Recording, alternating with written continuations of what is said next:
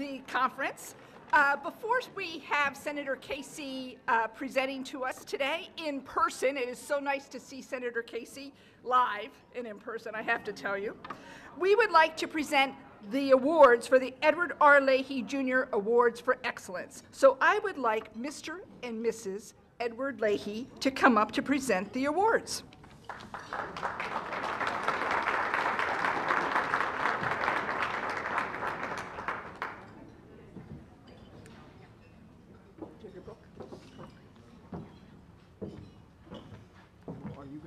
You want me to go first? Yes. Right, may I borrow your book? And then you go second. Okay. There you are. The first award is probably the hardest award for me to give personally because this dear award winner passed away a little over 2 weeks ago. It's for Betty Bellatoni, and it's done posthumously. Turned her love of sports and her concern for the physically and developmentally challenged into a labor of love and a lifetime of helping. After moving to Northeast Pennsylvania from New York in 1991, Betty and her husband Mike established the Lackawanna County chapter of the Little League Challenger Division and opened it up to all children ages 5 to 18 who have either a physical or developmental disability. The Challenger Division is truly not only what Little League should be about, but what youth sports in general was meant to be, to quote Betty. It is intended to be about camaraderie, about helping. It was also intended to be about building skills and having fun, and sharing and being a part of something larger than oneself. During summer 2009, the Challenger players and their families were invited to field a team to play during the Little League World Series in Williamsport, Pennsylvania. They played an exhibition game against a Challenger team from Springfield, Virginia. The experience of a lifetime for all who participated. Now I have to tell you, Williamsport, Pennsylvania is my hometown, and I was so excited when I saw on the news Betty's picture. And when I think of what the Challenger Little League baseball team meant to Lackawanna County, to be the first, even when I went to the Little League Museum, I was touched. It was Betty's dream to make it to Little League this year. Unfortunately, due to health reasons, she was unable to attend. Words cannot tell you about an inspiration. That is Betty's table. Paula Bailey, Barb Wagner, all of the friends at that table loved Betty, but especially her husband, Mike, and son, Anthony, a Fordham University graduate. One thing you know about Betty. That'll be a 3-2 on its way. Swung on and hit in the air to deep right. Nixon going back. That ball is high. It is far. It is gone. Derek Jeter has won the game for the Yanks. I think my Phillies don't have a chance this year because we have a special angel in heaven. The University of Scranton would like to present this donation to the Bellatoni family for Challengers Little League Baseball in Lackawanna County. Go, Little League.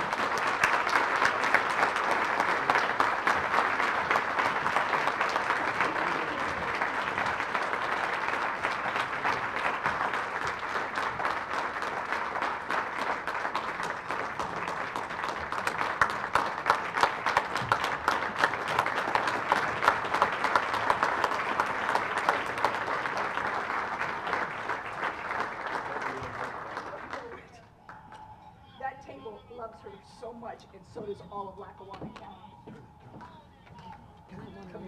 Oh, I will read this. The University of Scranton, a Jesuit university, 9th Annual Northeast University Conference on Disability, celebrate the evolution, the ADA at 20 years, October 6, 2010, Scranton, PA, the Edward R. Leahy Jr. Award for Excellence in Advocacy and Community Inclusion, presented to our Betty, the angel.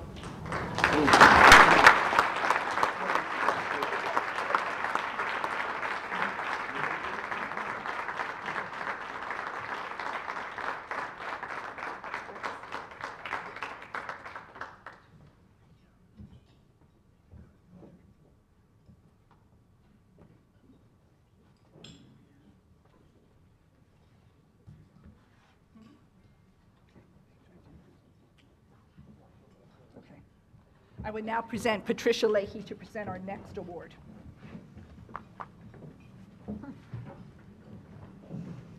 Thank you, Dean Deborah. Tall people around here. It is my pleasure to present an award to a very, very special advocate, a tireless advocate on behalf of children and adults with disabilities. I'm talking about, and you heard from this morning, Andy Imperato.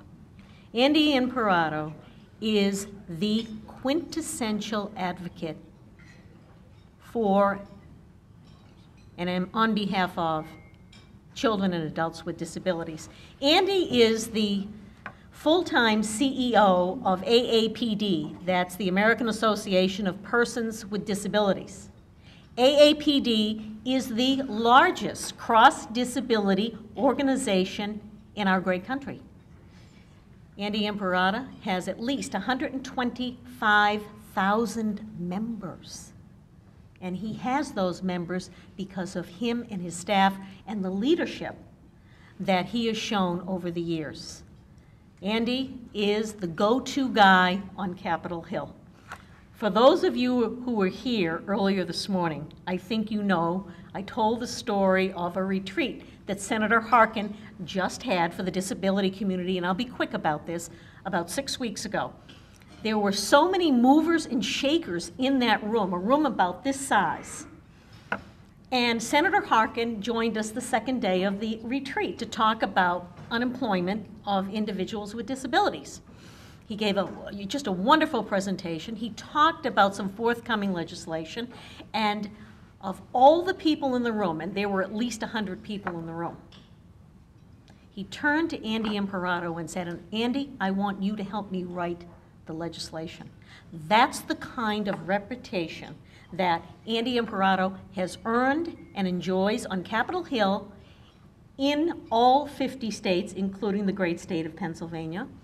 Andy has been, there isn't anything that Andy Imperato hasn't done and hasn't done well. He is the most respected advocate in Washington, D.C. and beyond, and it is my pleasure to present, along with my husband, Ed, an award for excellence in advocacy. Andy, would you please join us up on the stage?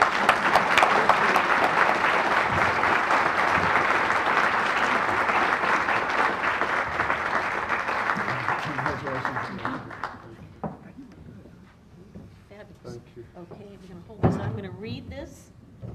Andy, this says the University of Scranton, a Jesuit university, 9th Annual Northeast U.S. Conference on Disability, celebrating the evolution, the ADA at 20 years. October 6, 2010, Scranton, Pennsylvania, the Edward R. Leahy Jr. Award for Excellence in Rehabilitation Leadership and Public Policy. Thank you, Andy. Thank you very, very much.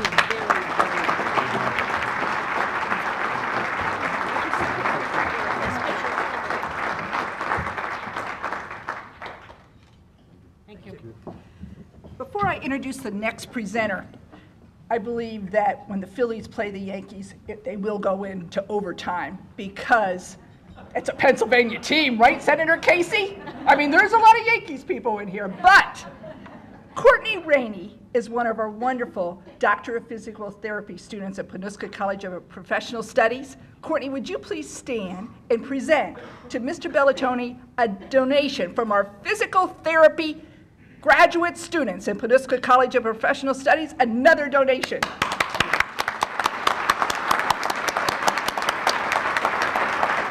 So Betty better start praying for those Phillies to slip.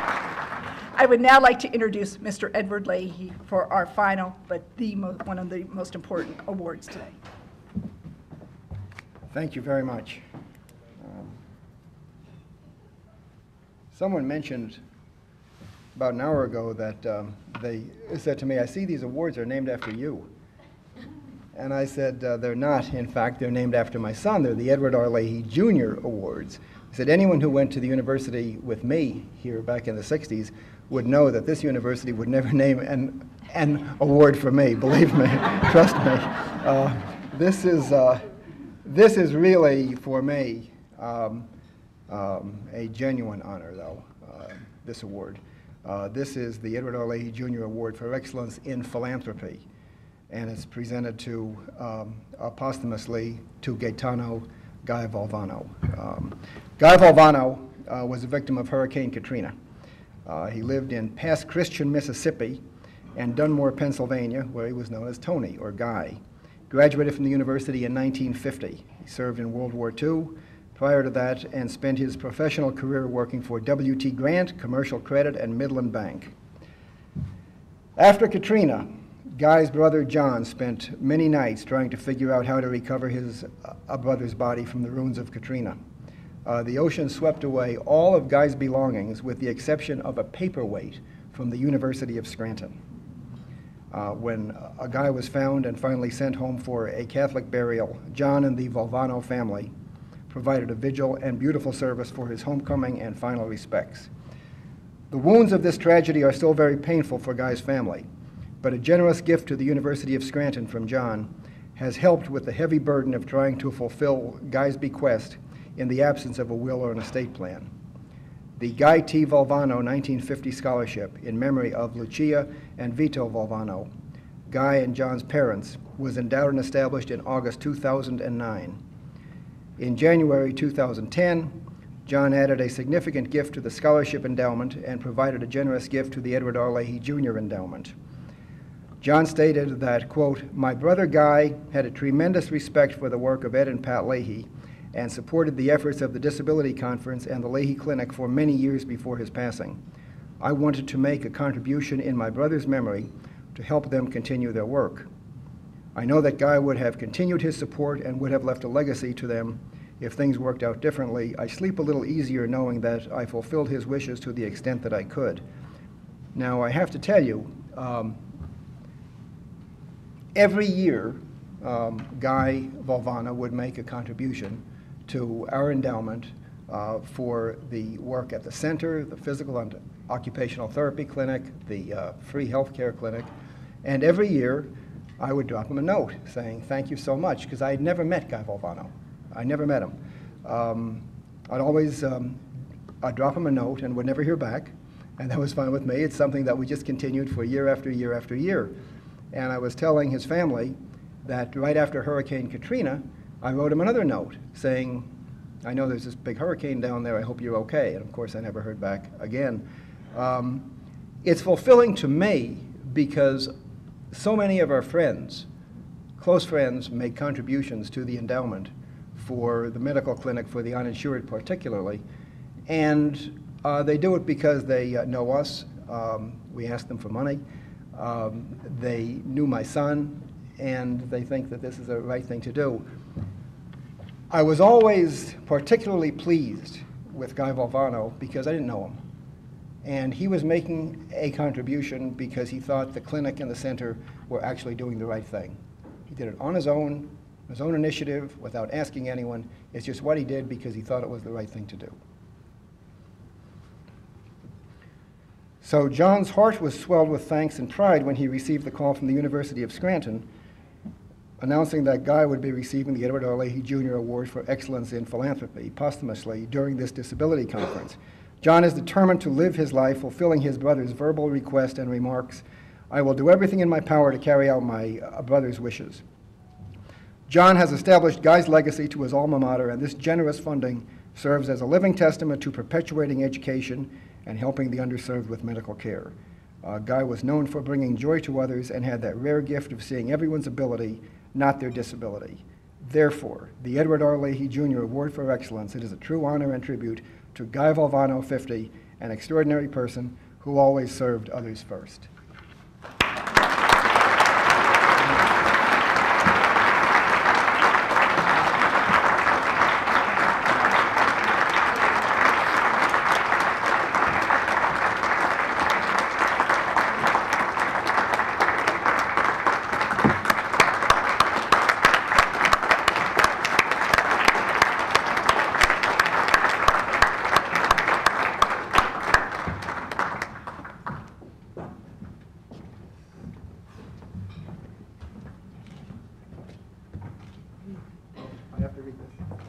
Let me read it over here.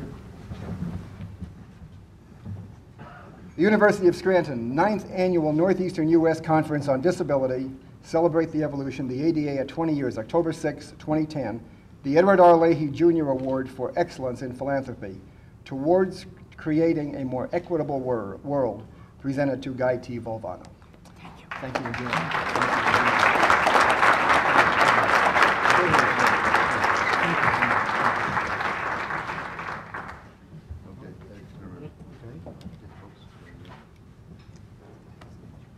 Pat, if you're back there, you want to She's jump here. up?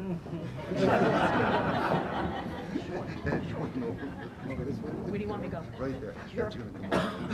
All right, sir, you want to go over? There you go. Perfect.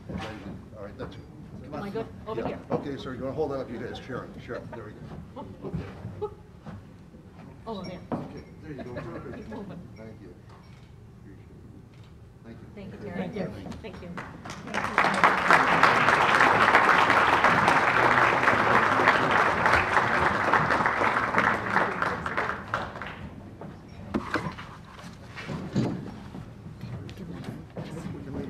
All right, we've been waiting for this moment. I would like to introduce again Mr. Leahy, who will introduce Mr. Joe Grady. Not so fast, as they say. Well, this is an honor again to introduce a very good friend of mine, Attorney Joe Grady. Known Joe for a long time. Among the things I admire him for, besides being a great husband, father, he's a father of a child with disabilities. He's a great advocate for people with disabilities.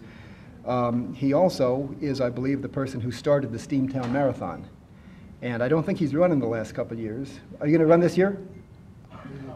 Maybe next year. We'll get him back in the Steamtown Marathon. But I'd like to introduce Joe Grady to introduce Senator Casey.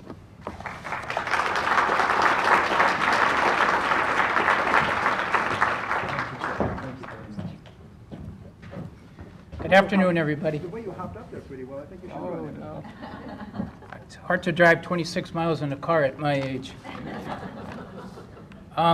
As Ed Leahy indicated, I'm Joe Grady. I'm really a nobody to this conference, to be quite honest with you.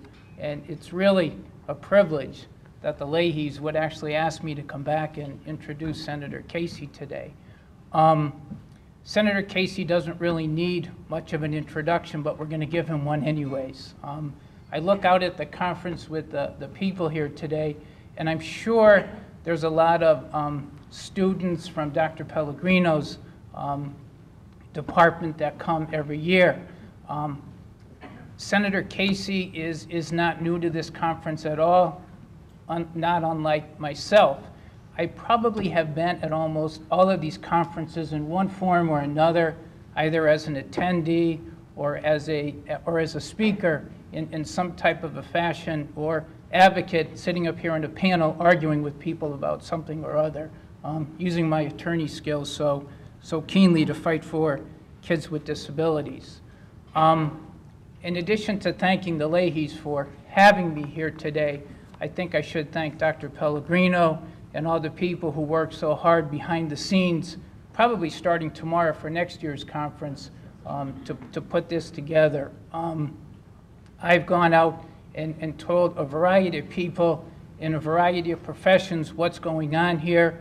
I can look around and I can see different people who are here, and I'm thinking maybe they came here because I mentioned this was a good conference and they're here today. I would be remiss if I didn't acknowledge Mike Bellantoni and Betty. My son was one of those special needs kids who had the opportunity to play in those Challenger Leagues. And we're going to miss her this year because we have Challenger Soccer starting right after the new year. And if anyone wants to come and see how really to play soccer, come down to Riverfront on Saturday mornings and you can really see how soccer is to be played.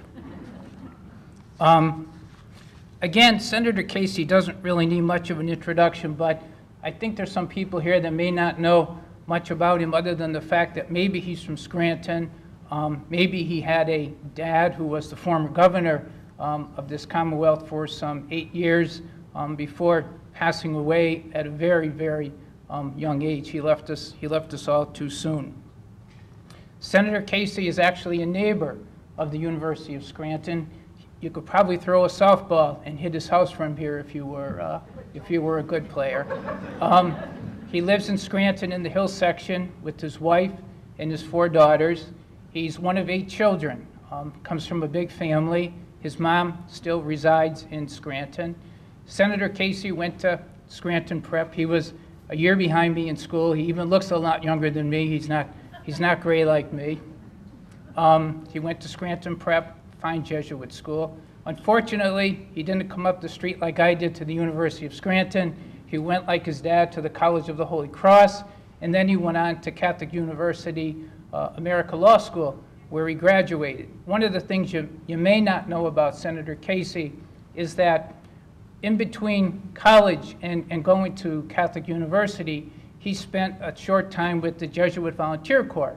So Scranton Prep Jesuits did leave something in him, and as we sit here today and I look out at Father McElhenney, a very good friend of Senator Casey and the Casey family, it's funny how the first thing the senator said to me when he came in is he said, "Joe, I should have had more purple on for the U colors." And I said, well, at least you say it like we say it from here, the U.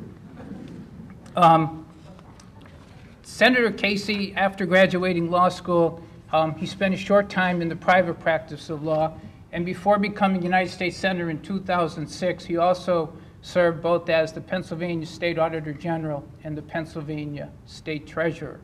I can honestly say, standing up here, that throughout his career, and not only as a senator, but not unlike his dad, through his career as a state treasurer, as an auditor general, he's always been on the forefront of issues and legislation and policies involving both children and adults and their families with disabilities. I can say that with even firsthand knowledge. I can recall years ago being in his company, not too long after he became United States Senator. And my wife was there, and my wife is a talker, if you would know my wife. And she has an accounting background. And having a special needs child at the time, she raised the issue with the senator about not having had the opportunity as a parent of a special needs child to put away money into a financial account for tax-free purposes, and like to have the for the college tuitions and the IRA stuff. So lo and behold, probably a year passed, moving fast forward quickly, she calls me one day and she says, oh, there was something going on in Washington where Senator Casey introduced legislation along with some other individuals of something called the ABLE Act of 2009. And it was right on par with the way my wife was discussing it. So to this day, she credits herself for establishing that legislation.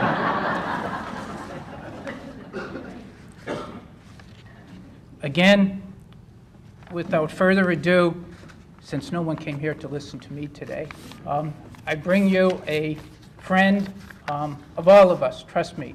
As I indicated with that quick story about my wife, Senator Casey is one of the most approachable people I know, not only as a person, but as a quote-unquote politician. And he surely is one of the best people I think that this room could hold today as we celebrate the anniversary of the Americans with Disabilities Act. Ladies and gentlemen, Senator Casey.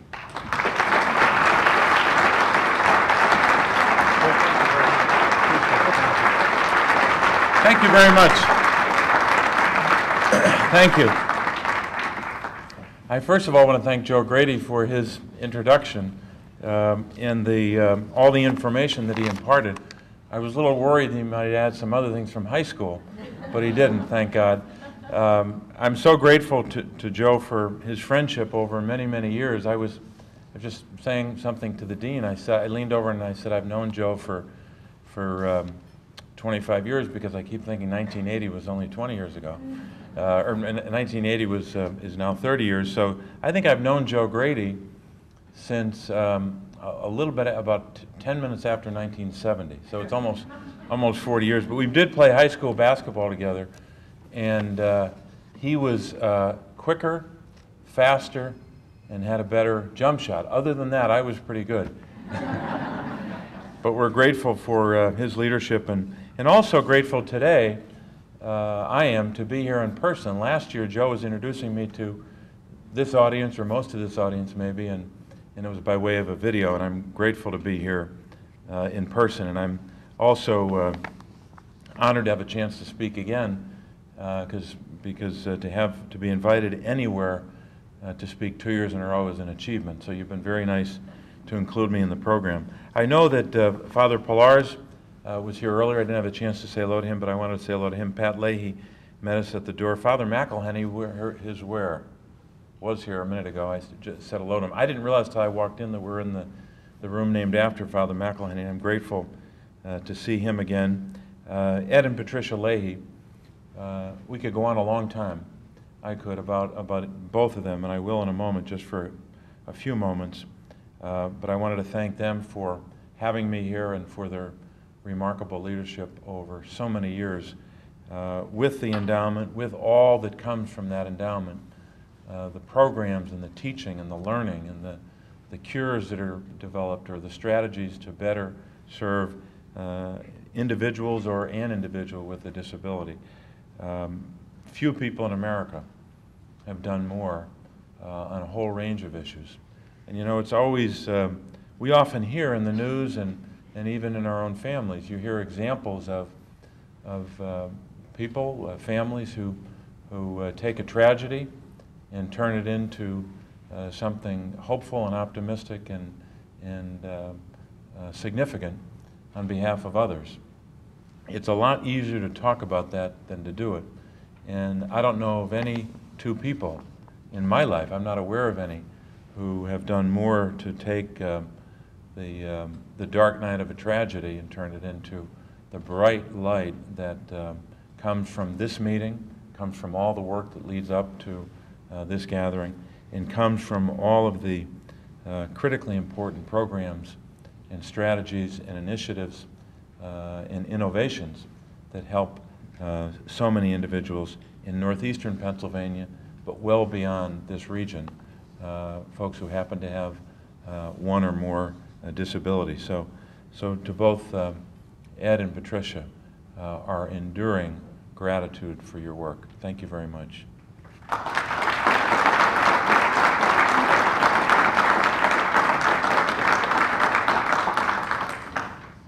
Dean Pellegrino indicated that she has already started on next year's event as of last night. So should I reserve that chair right now? We're inviting you down. Thank you. We can do it later if it works. Next year I'll wear purple. I was a little bit off on my colors this morning. If my wife Therese doesn't dress me, I'm in big trouble. So please tell her that I'm going to get better next year on the colors. No, but we're grateful. And I did want to spend a couple of minutes, because I know we might have some time for questions before we go, but I did want to highlight or make note of a couple of significant reasons why all of us are here. First of all, we're here because we know that at this time in our history, when 2010 rolled around, we had a chance to celebrate the 20th anniversary of the Americans with Disabilities Act, and that's important to note that anniversary. We wish it were longer. We wish it were 30 or 40 years. And I know the work that so many did around the country to make that happen way back in 1990. So we should celebrate that. But I think also when we think of this anniversary, and in this case the 9th anniversary of the Northeastern Pennsylvania Conference on Disability, to make note of those anniversaries, but also to draw inspiration from what happens when we highlight that kind of anniversary. And draw, for me, to come here and to be asked to speak, I draw upon both the information that I learned from interacting with folks here, but also a lot of inspiration.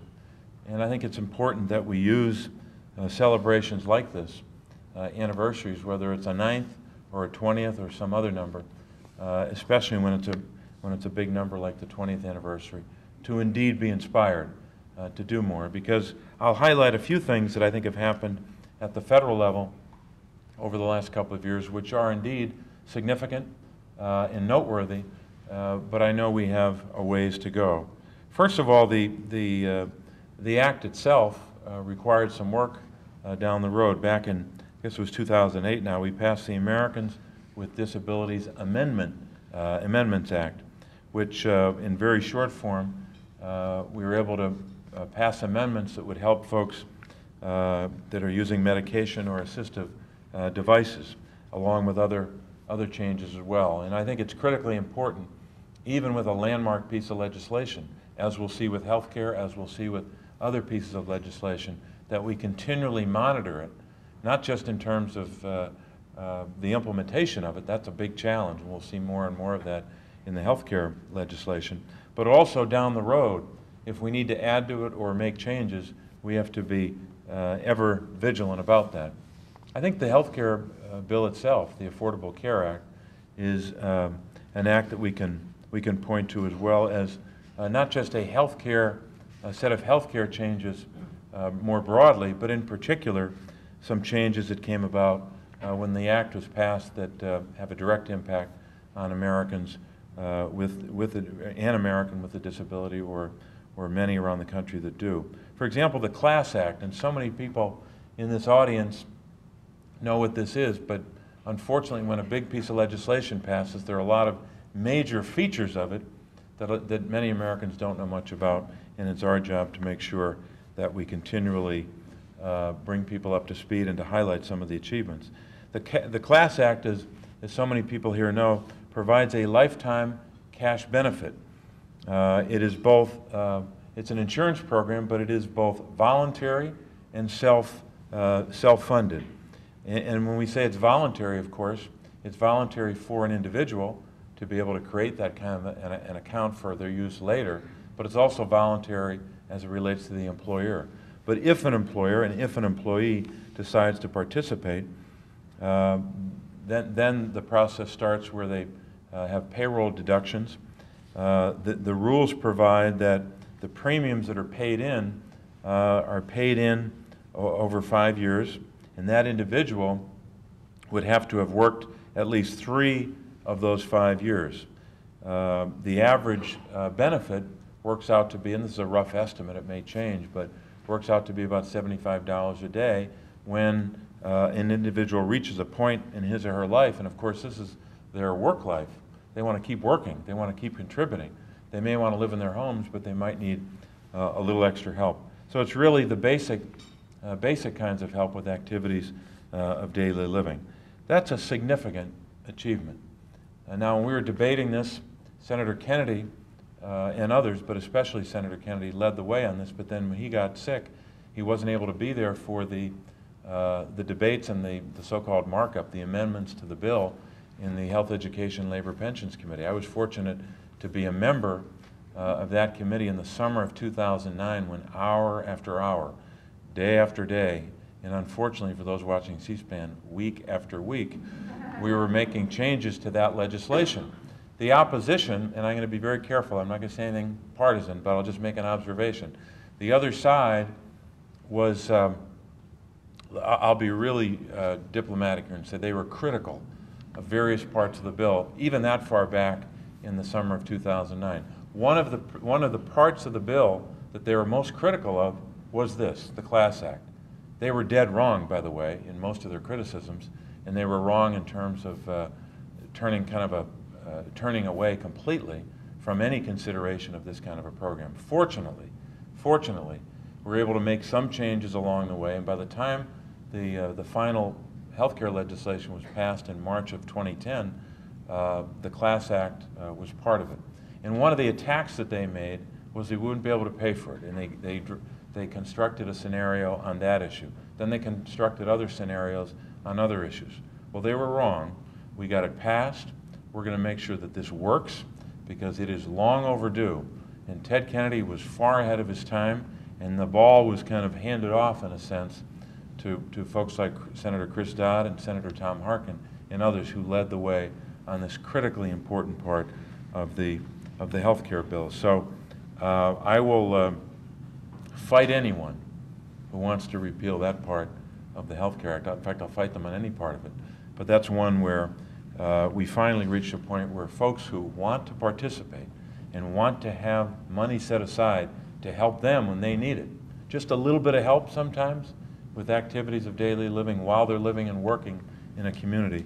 And I think it was a singular achievement of the United States Congress over substantial and vigorous opposition. I hope they've changed their tune. Maybe. We'll see what happens. We know that that legislation was part of the overall Health Care Act, the Affordable Care Act, but we also made some other changes as well, I think, that are relevant. Home and community-based services in Medicaid, there are changes made there as well, because we know even with most long-term care facilities in the United States being good places, people where the care is good and the atmosphere and the direct services are provided to older citizens and individuals with disabilities. In most cases, it's very good care. In some cases, it's not. And for a lot of reasons, folks would rather stay home if they can. That's obviously the preference for not everyone, but a lot of people. And we've got to make sure that waiver programs or initiatives that allow us to have more opportunities to keep people in their own homes and have home and community-based services that they're available. The health care bill helps with that as well. And finally, in terms of the bill, just the changes that were made as it relates to insurance itself and insurance companies in particular, that they're prohibited now from taking actions which heretofore were actually legal and permissible. They can't deny folks coverage in the way that they did. Not in every case, but in some cases in a very arbitrary and capricious way. They can't say to a child with a pre-existing condition, you can't have coverage because of that pre-existing condition. So a lot of those, what were called consumer protections, I like a better phrase, family safeguards, or safeguarding pretty vulnerable folks. They can't engage in those kinds of practices again. We have to make sure that those provisions, just like the Class Act, just like Medicare or Medicaid changes, that those provisions that protect Americans, protect families, and safeguard them, and protect their dignity and their own health. We have to make sure that those are enforced. And any company that's selling insurance that tries to get around those consumer protections should be severely sanctioned. And I'll do everything in my power to make sure that those provisions are in fact enforced. There are a number of other things we've got to do. I like the fact that we can once in a while celebrate the ADA anniversary, and then we can highlight the good features in legislation like the Affordable Care Act. But I know that beyond those two and others we could cite, we have a long way to go. Still a lot to do. One act that I know is not passed yet, but we've been working on in the Congress is the Community Choice Act, which gives meaning, or greater meaning, more significant meaning to the old adage, the money follows the person. It gives individuals who are eligible for nursing home services or other institutional care the kind of equal access to those community-based services and supports that I spoke of earlier. This Community Choice Act also enhances federal matching funds to help states develop their long-term care infrastructure, and also provides for grant funding to help states increase their ability to provide those home and community-based services. So that's, and one more thing, they have a demonstration project as well we have as part of that legislation to evaluate service coordination and cost-sharing approaches for those eligible for both Medicare and Medicaid. So the Community Choice Act is a piece of legislation that we've got to keep moving forward. And there are others as well. We could go through the list. I know the Prosthetic and Custom Orthotic Parity Act to provide insurance parity under group health plans for prosthetic devices and components. All of these issues, all of these bills, I should say, are critically important. But I know a list like that is rather short. There's more we could say about all of those pieces of legislation. And I hope that no one in this audience ever feels reluctant or reluctant or hesitant to come to us and ask for help. Our job is to help you. It's not something we do extra. That's really what we're paid to do.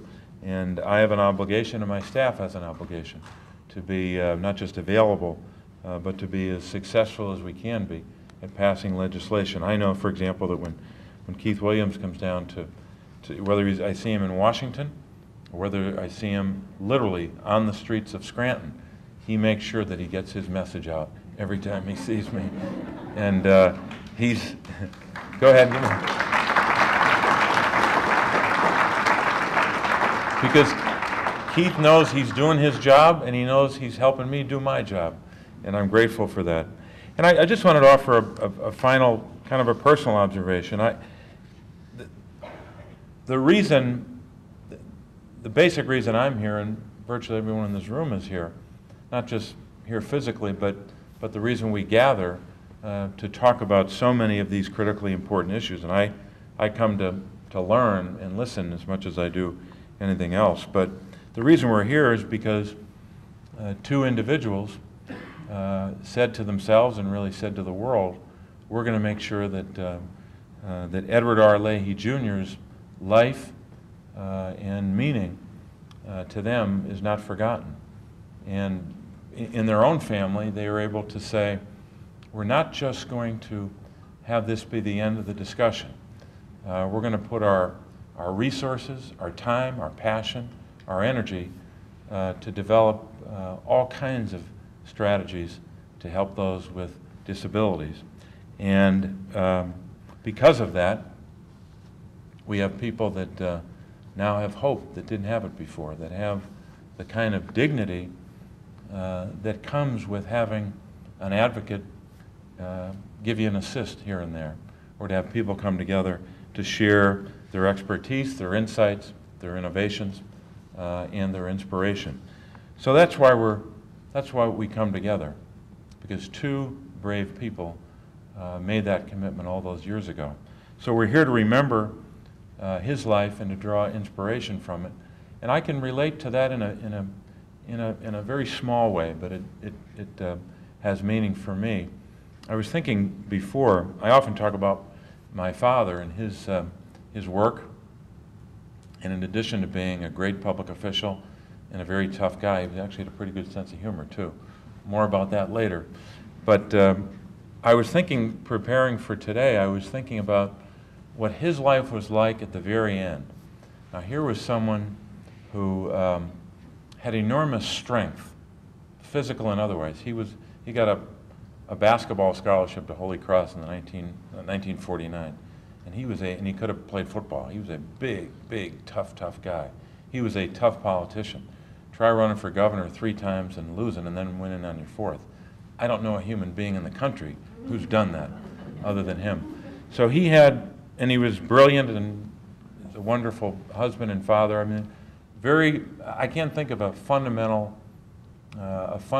priority in the life of any man or woman, especially a husband and father in this case. I can't think of anything he didn't do that he didn't do well. And I draw inspiration from his life, from his integrity and his strength, but I also drew inspiration, as many of us do, from the end of his life, when he was weak, when he was very vulnerable and not able to do things for himself that he did for his whole life. He had a very healthy, robust life, rarely sick until in his mid-50s he had a heart attack, bounced back from that, and then of course he got what killed him eventually, amyloidosis. But after his transplant, he was able to lead a pretty full life in between 1993 and 2000 when he died. But in the last roughly year or so, 13 months to be exact, I think it was, of his life, he was in a hospital bed for, I think I have the number right, I think it was 13 straight months before he died. And I never thought about it. I've thought a lot about what he was going through at that time, but it wasn't until yesterday, literally. I never thought about his condition at that point as a kind of disability, a different kind of disability than a lot of folks here are familiar with. But it came at the very end of his life. He he had a disability in the sense that he couldn't move himself, not just from the bed to the floor, but he could move himself literally from this position to this position.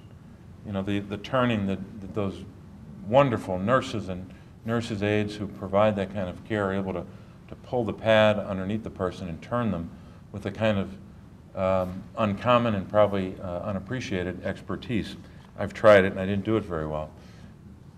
But I never thought about it in those terms before. I never thought of him as being someone who at that moment in his life had a disability. But it made a lot more sense when I thought about it in those terms. I will always draw inspiration from how he handled all that with dignity and with strength. His mind was as sharp as could be, and he still had so much to contribute, even though physically he couldn't move from one side of the bed to the other. So in his memory, and inspired by his memory, and inspired by people like Edward Leahy Jr., we have lots of work to do. And I know I have an obligation, as long as I'm a public official, to try to meet not only my own expectations, but the expectations and the hopes of the people in this room. And I plan to do that. Thank you very much.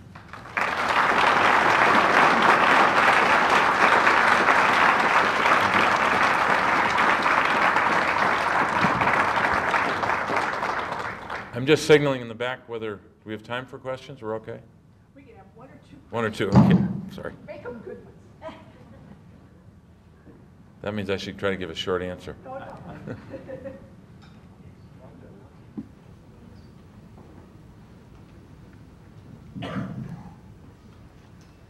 Good afternoon, Senator.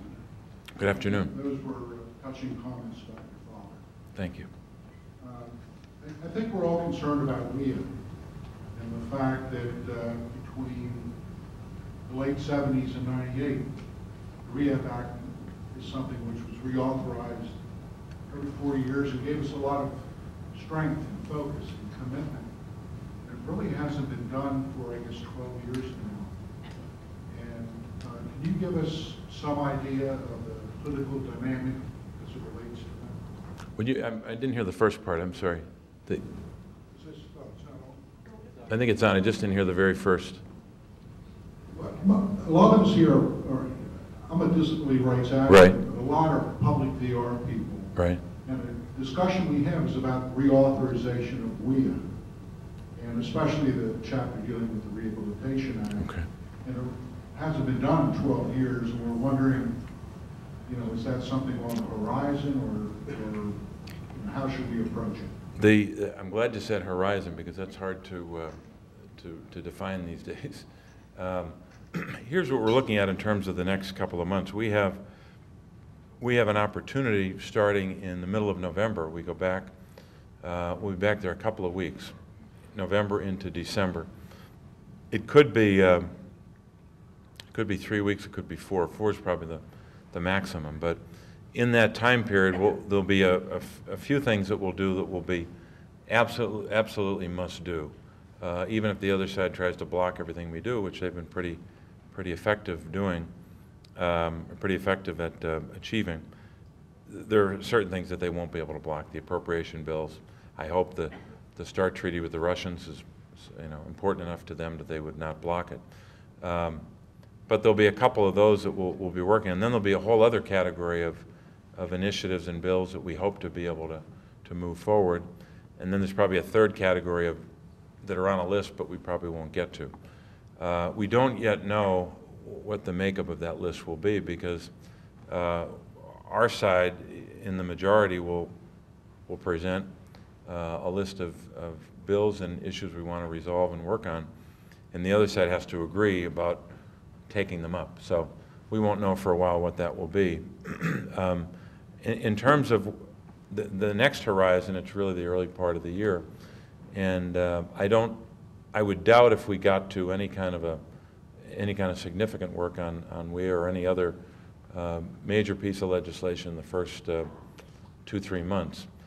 In terms of our own committee, one of the first things we're going to be working on a little bit towards the end of the year, but mostly in the beginning of the new year, is the colloquial name is the No Child Left Behind, the Education Act. It'll probably not have that name, but there'll be significant changes made to that. That's one thing we're going to be working on.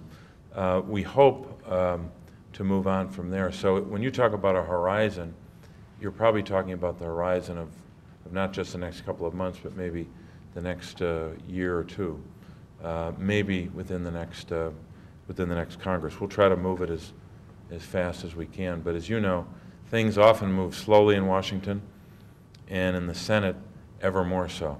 The House, these are House Democrats, often kid around and they say that the other party is the opposition, but the Senate is the enemy because of the way things get slowed down. The Founding Fathers made the Senate a deliberative body and a body where the minority, the legislative minority, whatever party it is, has power that's frankly disproportionate to most legislative bodies in the world. And because of those constraining features, it does make it difficult to move things like we want to sometimes. So we'll try to move it as fast as we can, and I hope we can give you some more updates along the way. I think I'm getting the hook, but is there one more? I think that I'm really getting the hook now.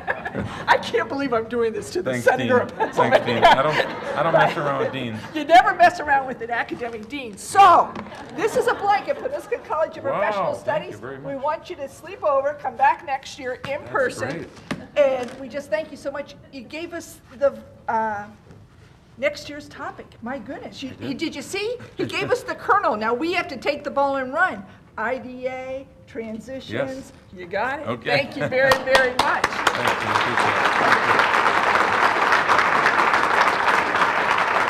Never would I want to stop the senator, but as you know, at 4 o'clock, John Hockenberry, Senator Casey, you might want to come back. We're expecting at least 400 to 500 people in this room, so this room has to have a transition as well when we're talking about transitions. It's soon time for our breakout sessions. Again, I want to remind you, CEUs, that means Act 48s, you still have to get them signed, and you have to put them into the registration table. Now, the raffle, real quick. Ready? Here we go. I'll hold it, you pick. All right. And for the beautiful picture, the winner is 700, 875. 875. The red tickets in your candy box. 875.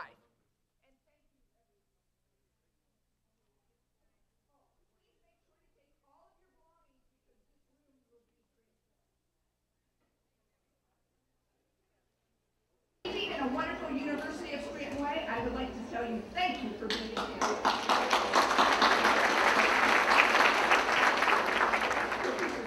This has been absolutely a wonderful day.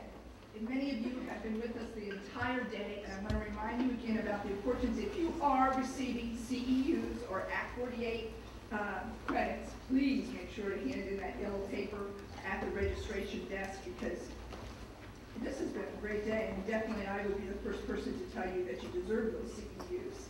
Look at this crowd. This is gorgeous. My goodness, I'm just curious about our audience. How many have been with us all day? Would you please raise your hand? Wow. And this part of our conference is actually our town hall meeting and open to the public. So first of all, I see a lot of students. That makes my heart just like go warm inside. How many? We'll start with one of my favorite departments. The education department, how many? Stand up, let's, oh my, come on, education, make it stand up. Woo! All right, that's a good looking group. Let's now move to counseling and human services. Would you please?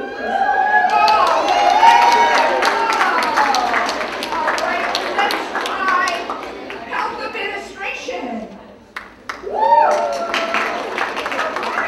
How about occupational therapy and physical therapy?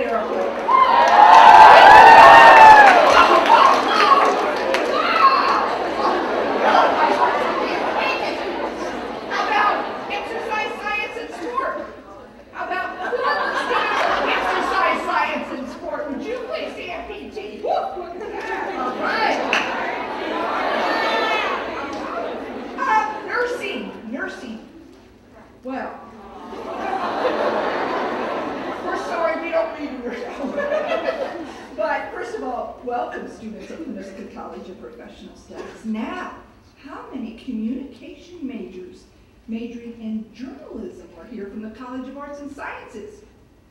I'm just curious. Maybe you just don't want to shout who you are. But, first of all, this has been absolutely a wonderful day. Senator Casey was fantastic.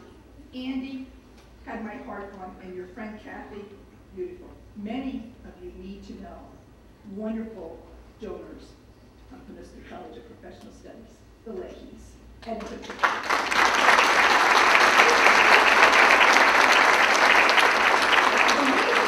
started with education is because they had, who's another angel who joined our friend Betty and Alice, their son was born with severe disabilities.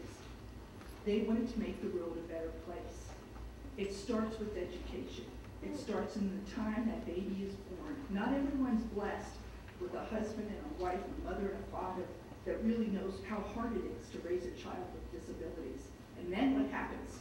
We go to the schools. Schools, teachers, you can either make it or you can break it. It's up to you to change this world. And if it wasn't for interdisciplinary work with the health sciences, occupational therapy, physical therapy, nursing, speech therapy, I could go on and on, counseling and human services. So important that we learn the common language to make this world a better place. But I could go on and we'll save that for tomorrow morning at 8:30. So, why are we here and how do we ever have this chance to bring someone of John Hockenberry's Emmy Award winner, journalist? How do we make this happen? And then have this opportunity for our town, for Northeast Pennsylvania, the Northeast region, our college, our university. It's through grants and wonderful faculty. We've already met Dr. Rebecca Spirito-Doggett and her co-chair, Jennifer Pennington, and her wonderful team that made it happen. Lori Rick, I can go on and on. I have a wonderful office myself that really makes it happen every day. Mary Beth McDonough, Bill Wallach, Diane Muniz, Pat Kahn, I could go on and on. These things just don't happen. But Dan West actually wrote a grant. I don't know many of you, if you know it, would you please stand up and come up here? This is the chair of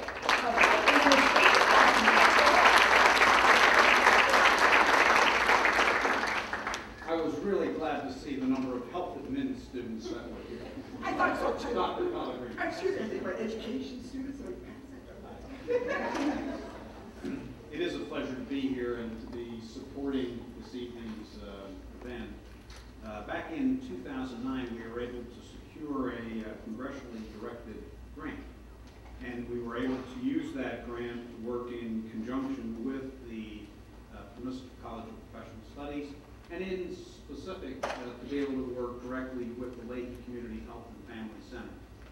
And our efforts are really in the direction of education here in Northeastern Pennsylvania. And when we talk about education, we're interested in faculty, students, and the larger community. So I just want to say that I'm elated to see the number of people that are here for this particular event and for allowing us to be part of this particular conference. Thank you.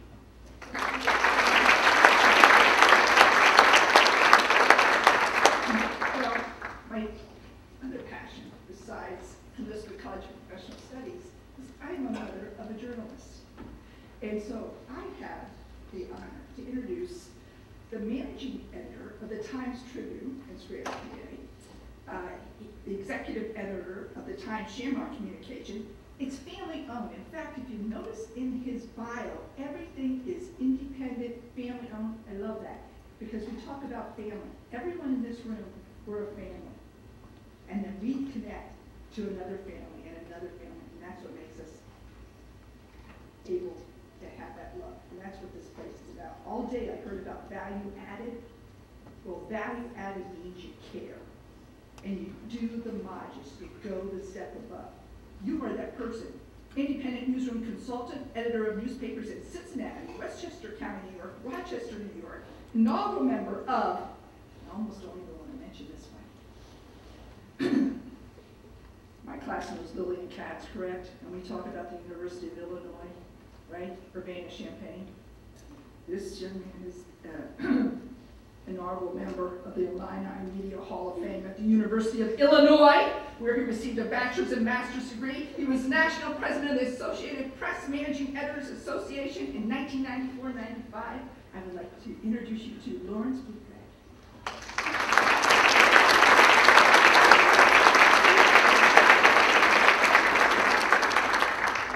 Thanks, wow, this is quite a gathering. I wish I had been asked to introduce John Hockenberry 15 years ago. Faced with introducing him today, I quickly obtained a copy of his book, Moving Violations, War Zones, Wheelchairs, and Declarations of Independence. I can only tell you that I learned a lot from that book that I should have learned 15 years ago when it was published, or 50 years ago. And I had a great time reading it. It's a compelling, moving, and immensely educating account of one man's courage and dignity and all that stuff. But it's also, and particularly important to me, it's about a journalist doing his job and doing it superbly. His book gives new meaning to the reporter's need to overcome adversity to get the story. However, as Mr. Hockenberry makes abundantly clear in his book, one of the greatest obstacles he has sought to overcome is the condescending stereotype, as he puts it, quote, of the brave telethon crip, unquote. And indeed he has. In the past quarter century, he has established himself as one of the nation's leading journalists. In a distinguished broadcast career at NPR, ABC, and NBC, Mr. Hockenberry earned 4 Emmy Awards, 3 Peabody Awards, an Edward R. Murrow Award, and other professional honors. From 1981 to 92, he was a correspondent, producer, and newscaster for NPR's Foreign Desk. He won a Peabody Award and a Columbia DuPont Silver Baton Award, which to us in the print world, that's the equivalent of a Pulitzer Prize. While based in Jerusalem, where he covered the Palestinian uprising, the Islamic Revolution in Iran, the fall of the Romanian dictator Ceausescu, and the first Gulf War. His reports from the Kurdish refugee camps in northern Iraq and southern Turkey during the first Gulf War were memorialized in his book, Moving Violations, in which he tells a literally gripping account of hanging onto a donkey as his ground transport across the rough terrain of Kurdistan. He was a correspondent and anchor for ABC News from 1992 to 96, winning an Emmy for his coverage of famine and civil war in Somalia. He also covered Al-Qaeda in Afghanistan and other work. As a correspondent and anchor at NBC News and MSNBC from 1996 to 2005, he was awarded 3 Emmys. He covered the Kosovo War and 3 national elections, and he served as a correspondent for Dateline.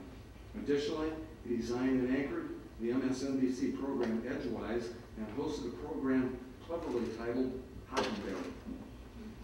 For the past 2 years, he has co-hosted The Takeaway, a national morning radio program broadcast out of WNYC Radio in New York in partnership with Public Radio International, the BBC World Service, WGBH Boston, and the New York Times. And alas, although hundreds of radio stations carry The Takeaway in Scranton, you have to hear it on, you can only hear it on the internet from PRI or internet broadcasts from public radio stations such as WNYC or WHYY Philadelphia. Actually, Mr. Hockenberry has been a pioneer on the internet. He created the first live-streamed audio internet program from the Journalist's Office in 1999 and 2000, and sits as a distinguished fellow at the world-famous MIT Media Lab, where emerging technologies that will transform our lives in 10 or 20 years are being tested today. Distinguished broadcast journalist, Mr. Hockenberry also is a writer. His articles have appeared in the New York Times, the Washington Post, the New Yorker, and other prominent publications. Besides his book, Moving Violations, he's written a novel, A River Out of Eden, and an off-Broadway play, Spoke Man. Mr. Hockenberry was born in 1956 in Dayton, Ohio. He lives in New York with his wife. He's the father of 2 sets of twins and a 10-month-old son, Ajax. It's my privilege as a journalist and my pleasure as a reader, listener, and viewer to introduce John Hockenberry.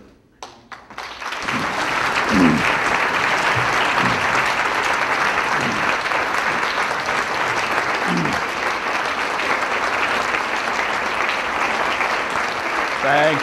Thanks so much. You already have your credits. You don't need to stand. You already have them. It's so great to be here. Thanks, Larry. Thanks, Dean. Is your journalist son living at home or actually has a job? Topeka, Kansas. Topeka, Kansas. That's good. Great to hear. Had to go somewhere. Yes, indeed. And thanks so much to the Leahy Endowment for all the support, both here at the college and for this event.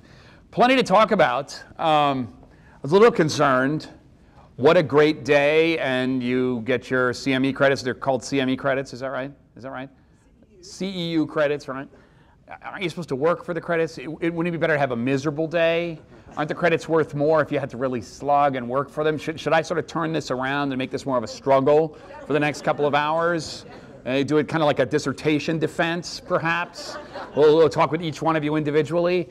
It's great to be here. It is thrilling to see this kind of a turnout, particularly of young faces, particularly to talk about an event that may not get the huge headlines it deserves, but is alive within each one of us, depending upon our career choice, our particular experience, if we are a person with a disability or know someone with a disability or in a family or a caregiver for someone with a disability. 20 years of the ADA.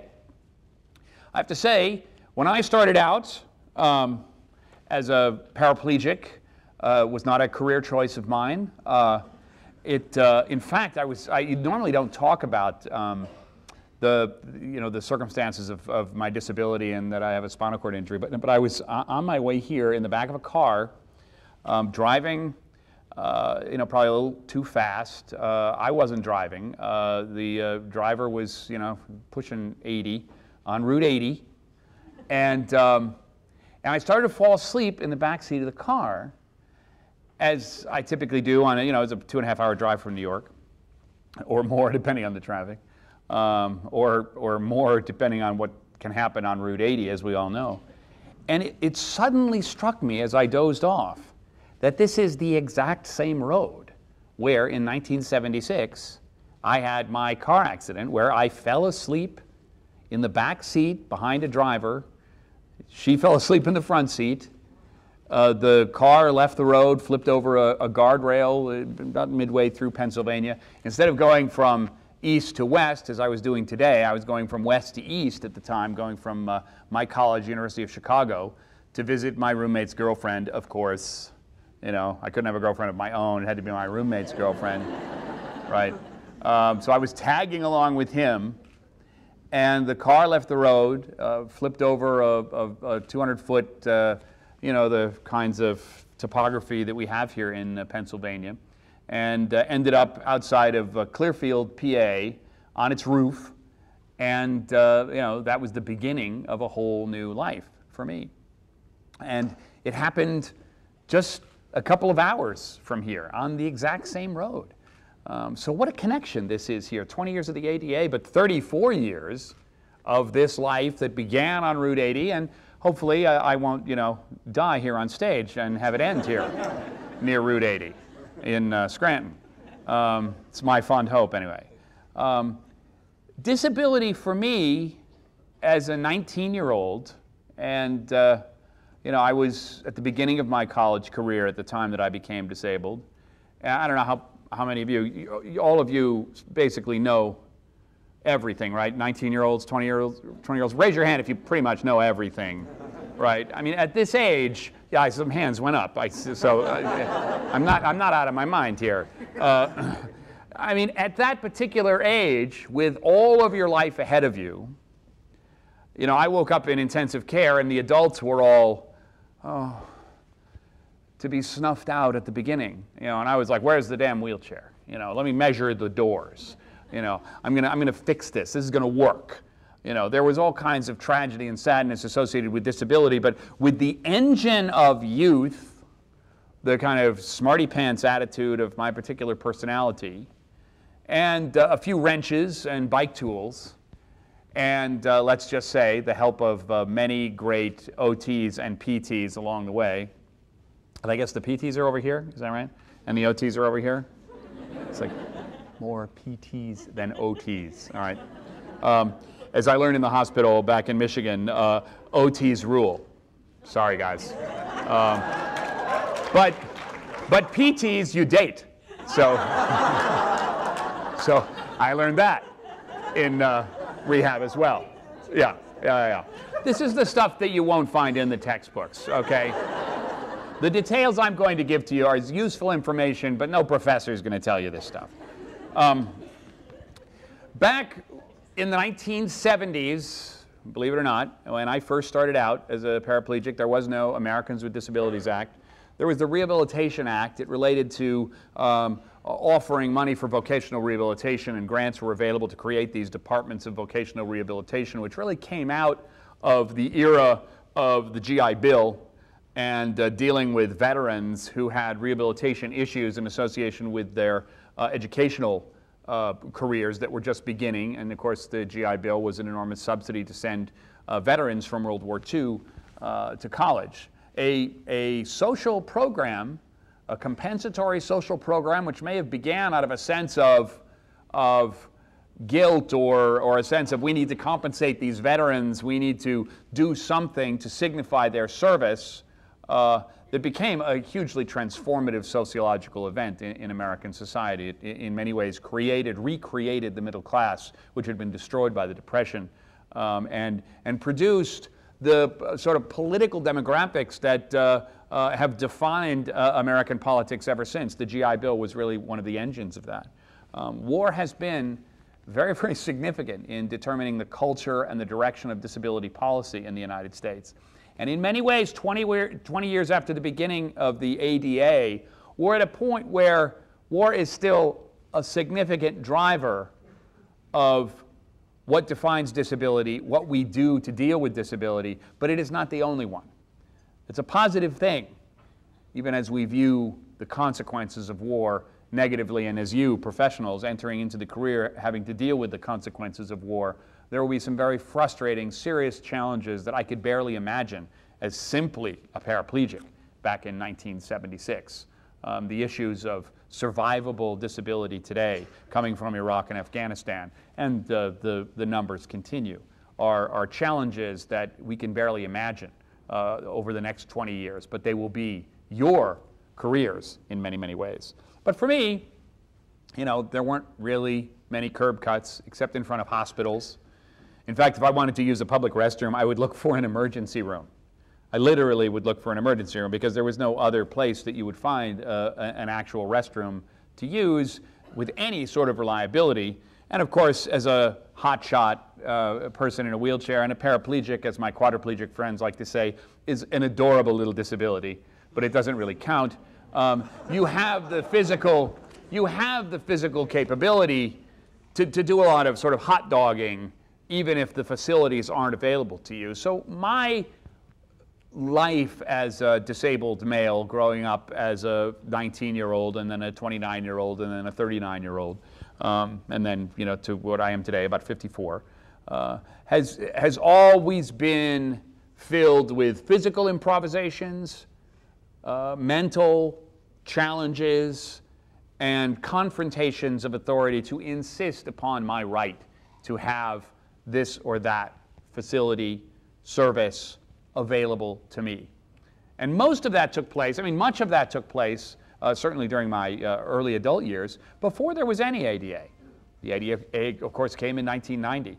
By 1990, I was a successful journalist. I had been to the Middle East. I had spent years as a foreign correspondent traveling the world. I arrived back in the United States in 1990 to see the passage of the ADA and wondered what it would be going forward to transform America. At the University of Chicago, where I went to college, how many of you are actual disabled students here at the University of Scranton or at one of the other schools here in this community? I mean, when I was, raise your hands if you, yeah, all right. When I went back to the University of Chicago as a person with a disability after 6 months in rehab, they scheduled, there was no accessible building on campus except for one, and it was accidentally accessible. It was also because it was the newest building on campus and didn't have all of the woody, stony, quadrangle-y kind of steps and architecture associated with the University of Chicago. It was the most loathed building on campus. But the disability, it wasn't even called that back then. It was just sort of like, what the hell do we do with you, John Hockenberry, as the only disabled person on campus department? I think they've changed the name since then.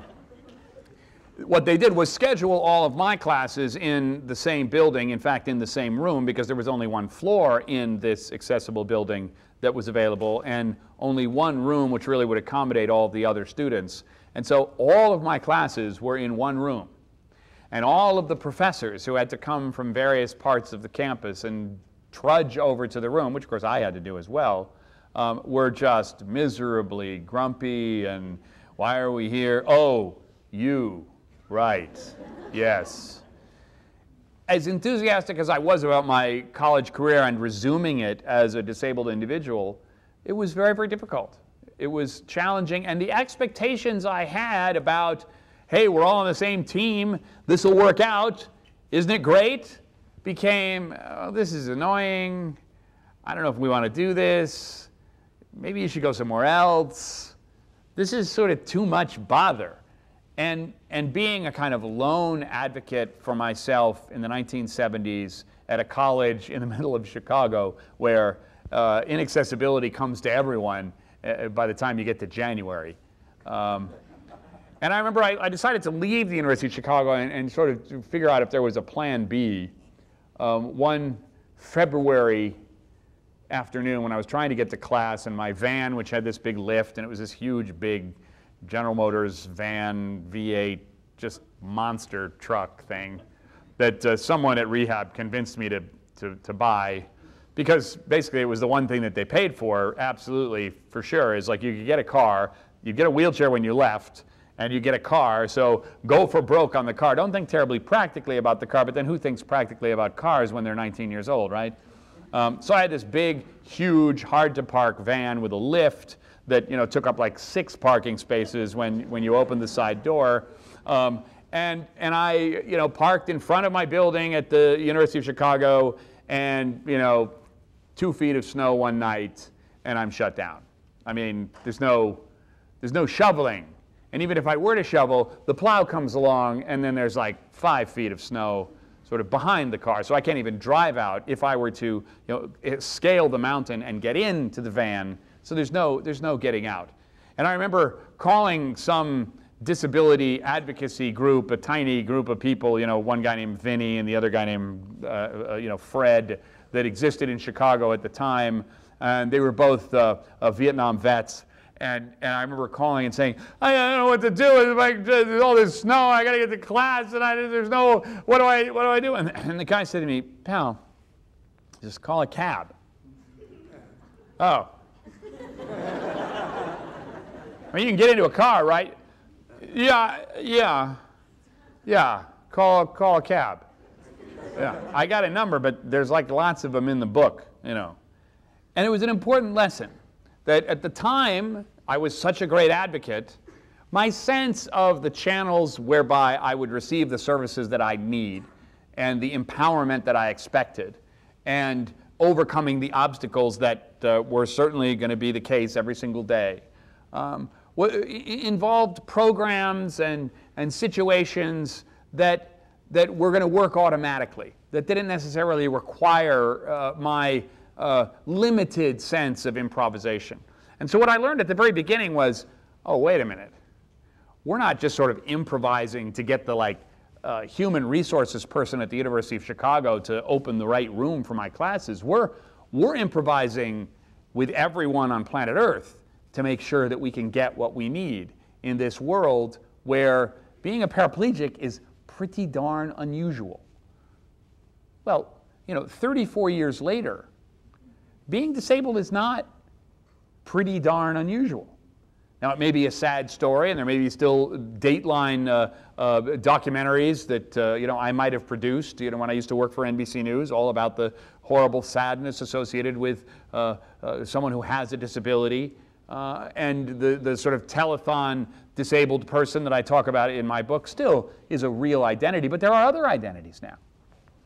And in many ways, the mission for you and the heroic quality of the turnout in this room and the important mission of an event like this today is to remind the world that regardless of the ADA, regardless of the laws that are created, regardless of the healthcare issues associated with disability, and there are many, the whole notion of inclusion is less about fairness and more about banishing this obsession with normal that America has sort of become in the post-war era.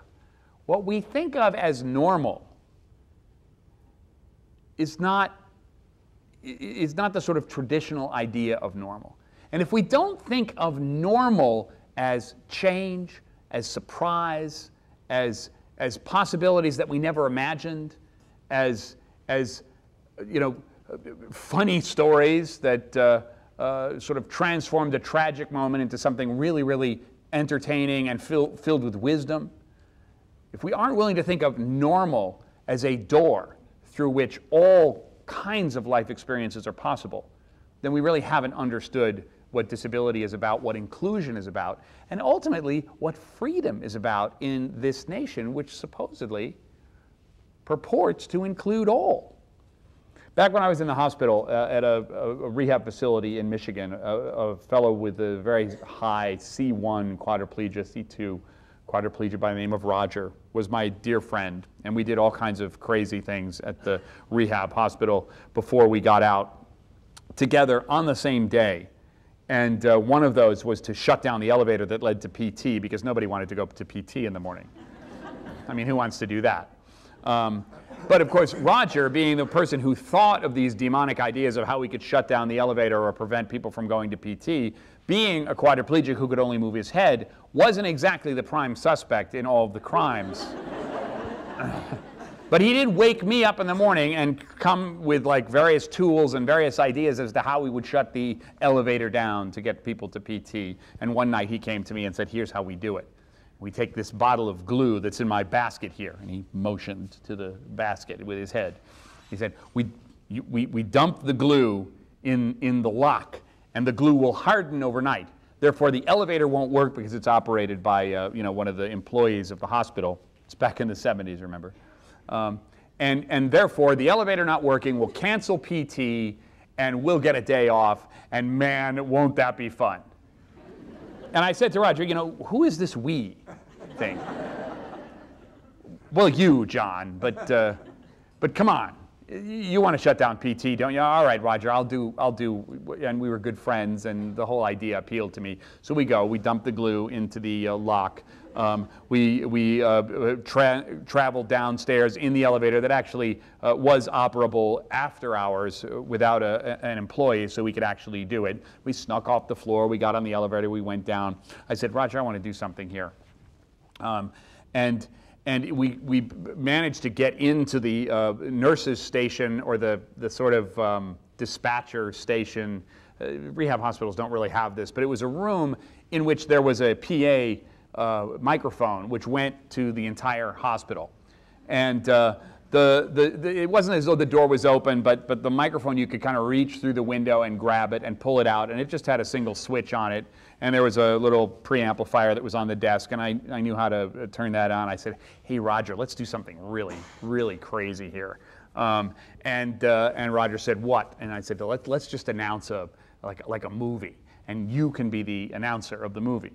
And I said, and Roger goes, oh, won't we get in trouble? And I said, Roger, you're the one that wants to shut down the elevator to PT.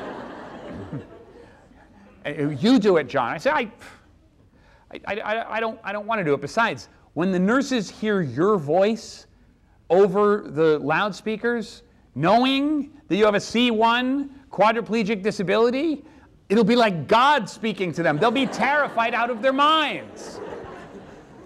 Roger got this demonic smile on his face and said, yeah, you're right, let's do it. Let's go for that. So I handed him the microphone, and I wrote down a little speech for him to say, and he was very, very nervous. He didn't know what to do. First time on radio, I guess, right? And I said, okay, here's what you say. I'll click, when you hear the click, just say, what I wrote down. And I put it in front of him, propped it up, it was on his chair. I pressed the click, and I said, go. And he's like, doing the whole Is this on? Roger, read. Somehow that's a universal kind of human thing. You just go, is this on? You know.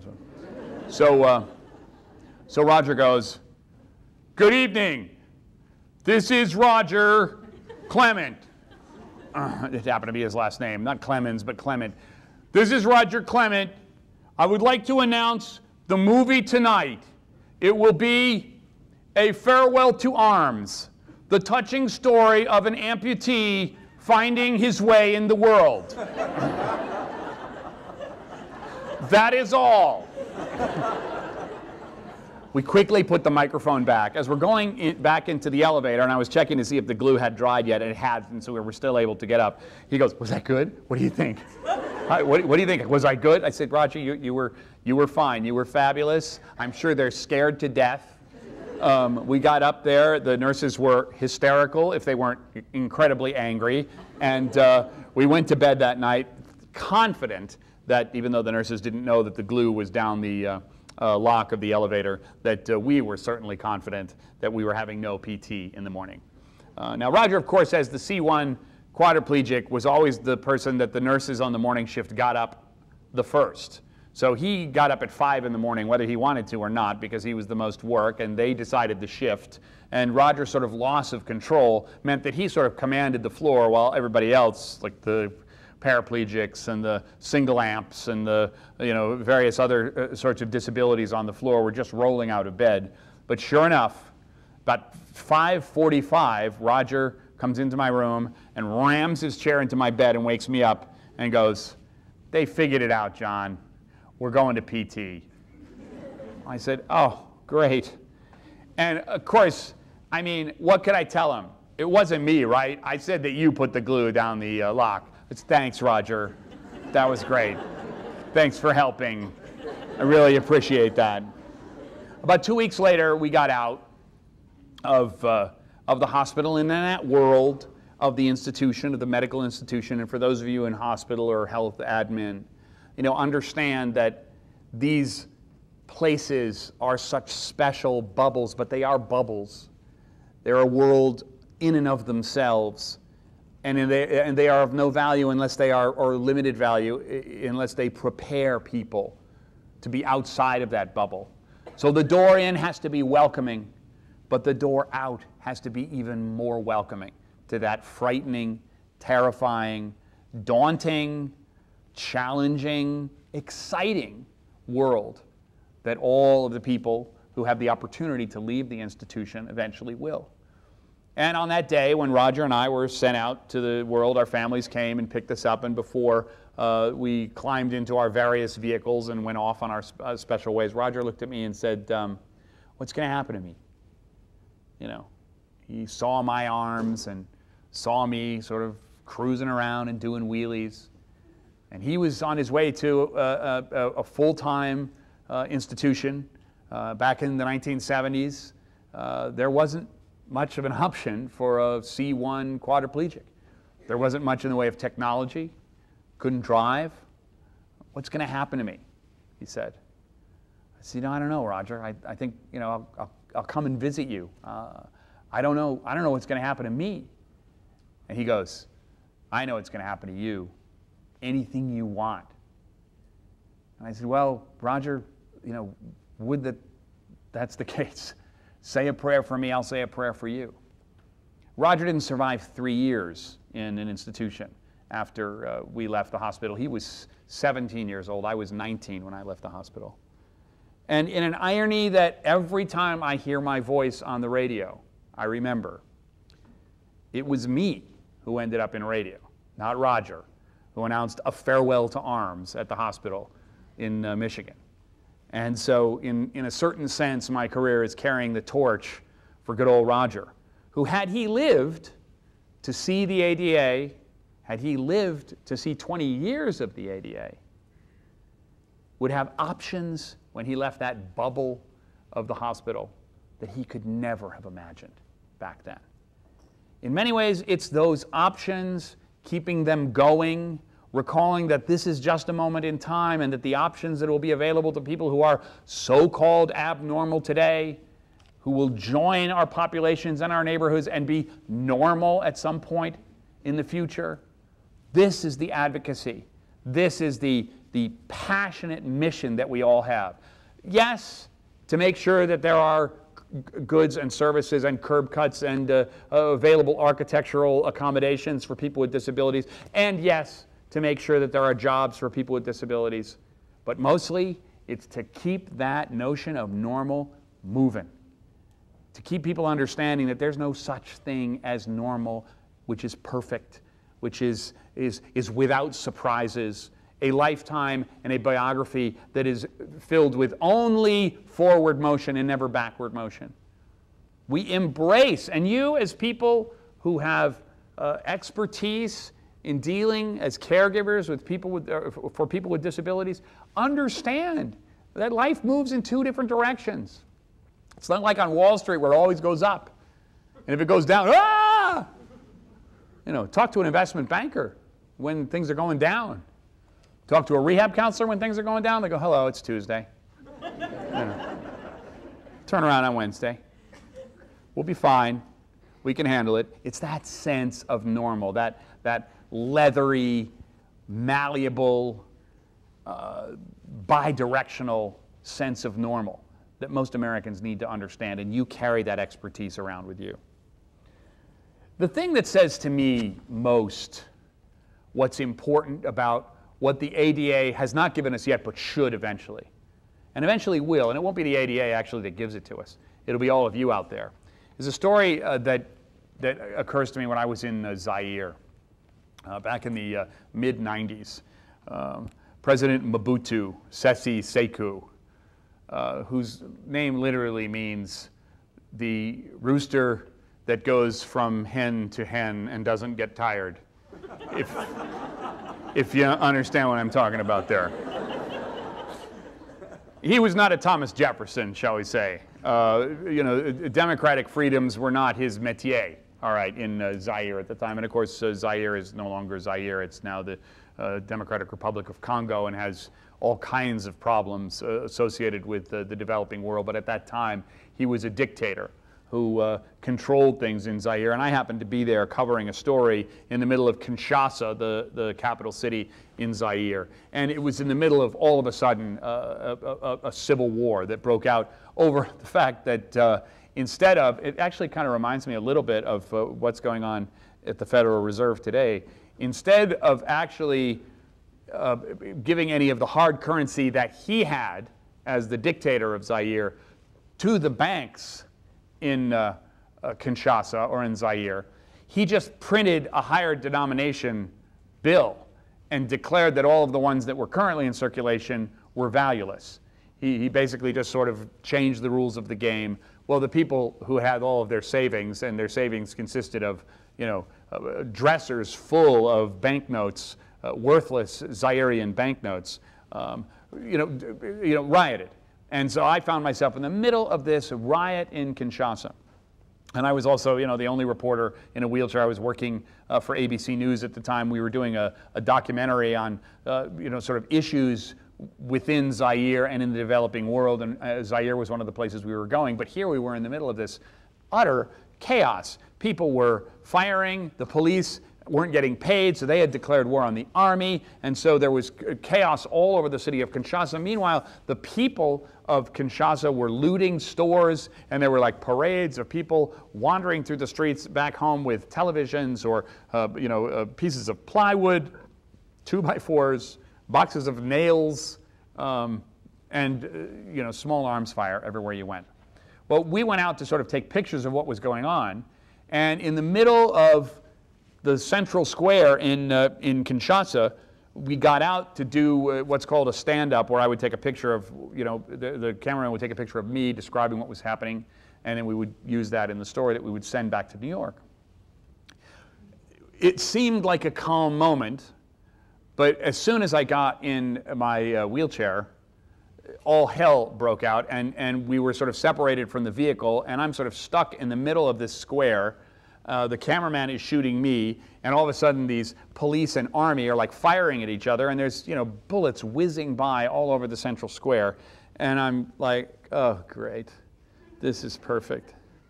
And all of a sudden, out of nowhere, these two individuals come rolling towards me.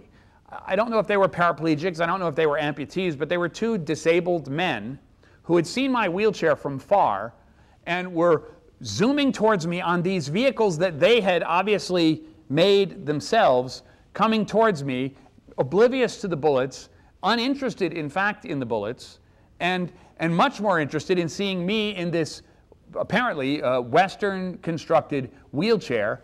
And right in the middle of all of the firing, they came up.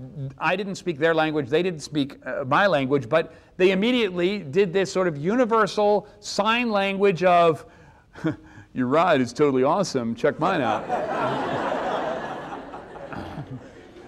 Love those wheels, what do you think of mine? You know, you like these bearings? One guy actually wasn't in a chair, he was on this spectacular platform that he'd created, this bucket out of PVC buckets, you know, the paint buckets or drywall compound buckets, you know, the white buckets that sometimes you see people playing drums in, places around the world. Well, he had created this fabulous bucket that he would sit in. He was a double amputee above the knee, and he had this like fabulous platform with these two big wheels, but he also had these like 4 casters, so he could like do this amazing swivel. He was able to push himself using wheels like the ones that I have here, but he also had these like ski pole things that allowed him to like zoom along the road and make these like incredibly fast turns. And he began to show off and show me, you know, what he had, and it was something he had created completely himself.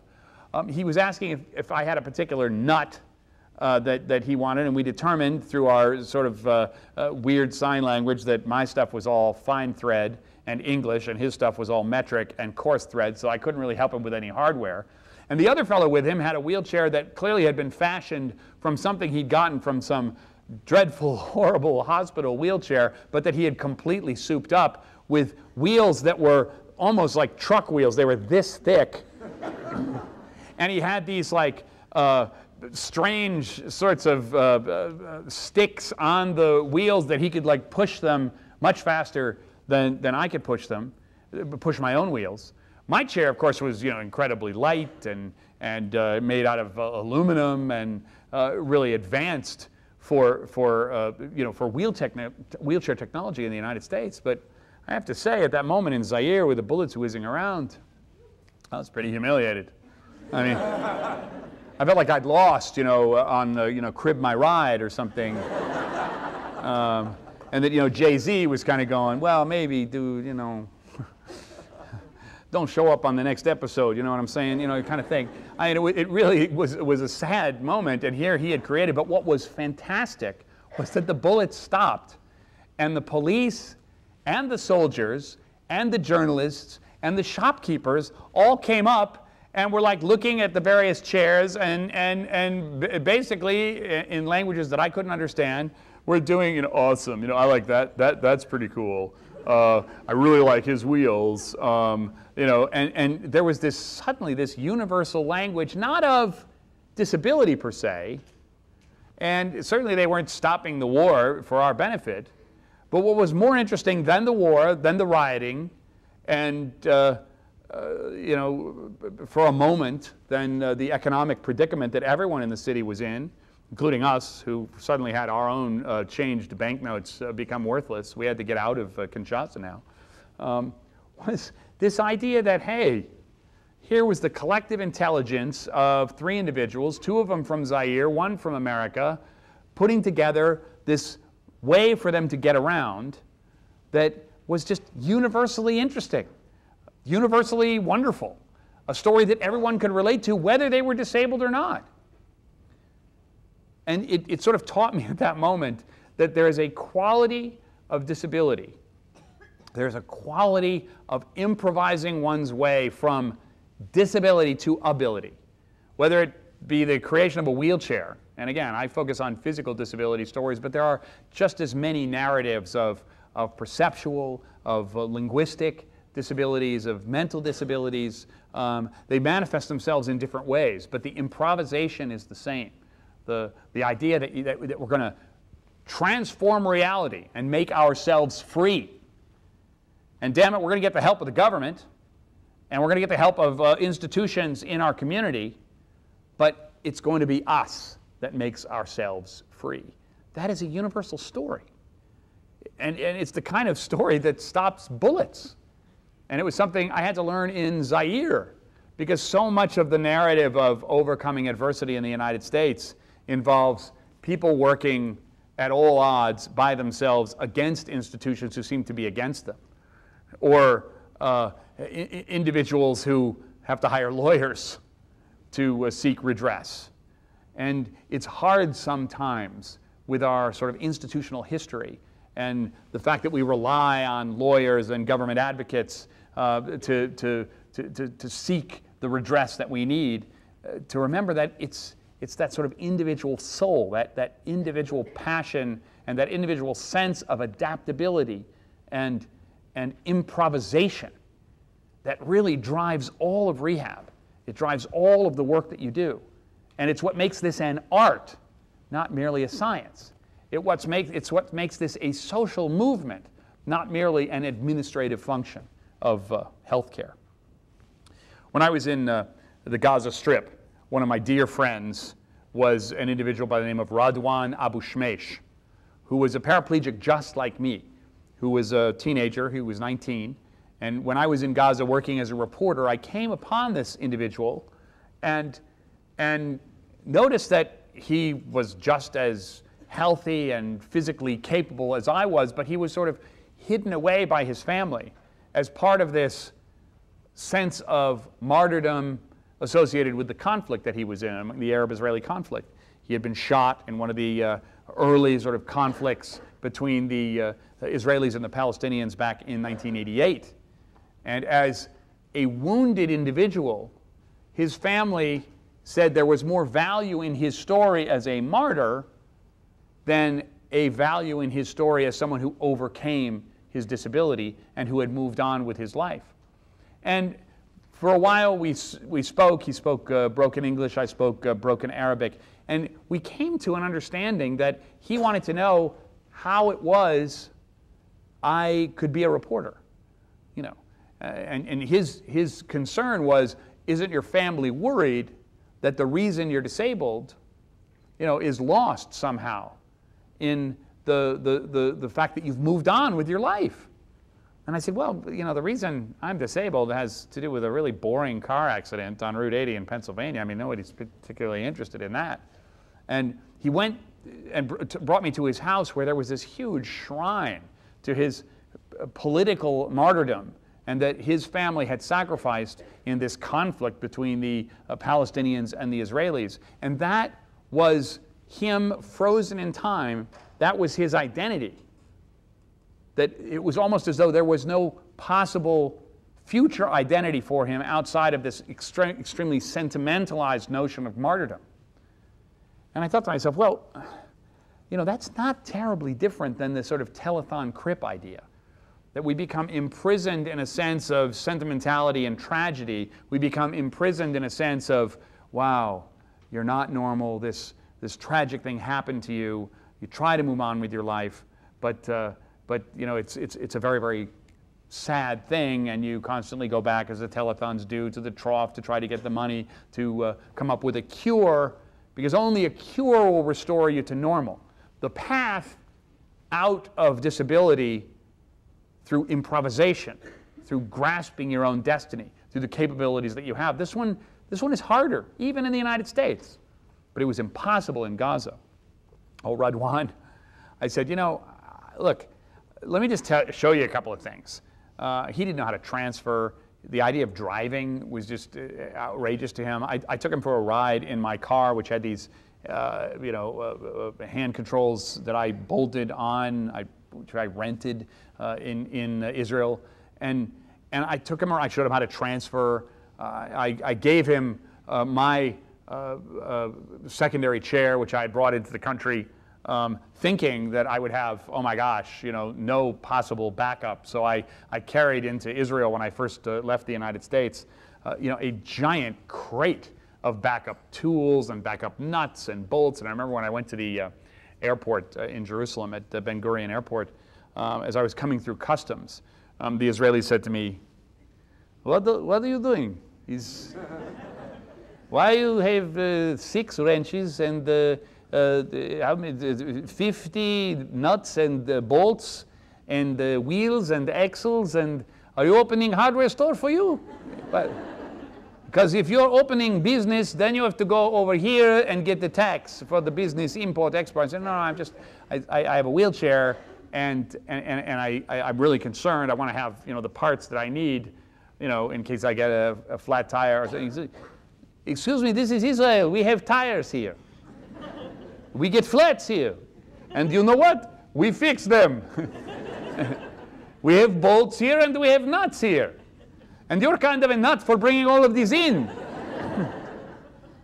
And I remember, sort of what I thought I needed in a place like Israel, in a place outside of the United States, to make myself free, turned out not to be what I needed at all. I didn't need any of the equipment, and I ended up giving it all to Radwan. So he had his own sort of wheelchair just like mine, not the junky sort of chrome-plated hospital lobby chair that he had been given, with the giant sort of side arms that made it really, really difficult to transfer.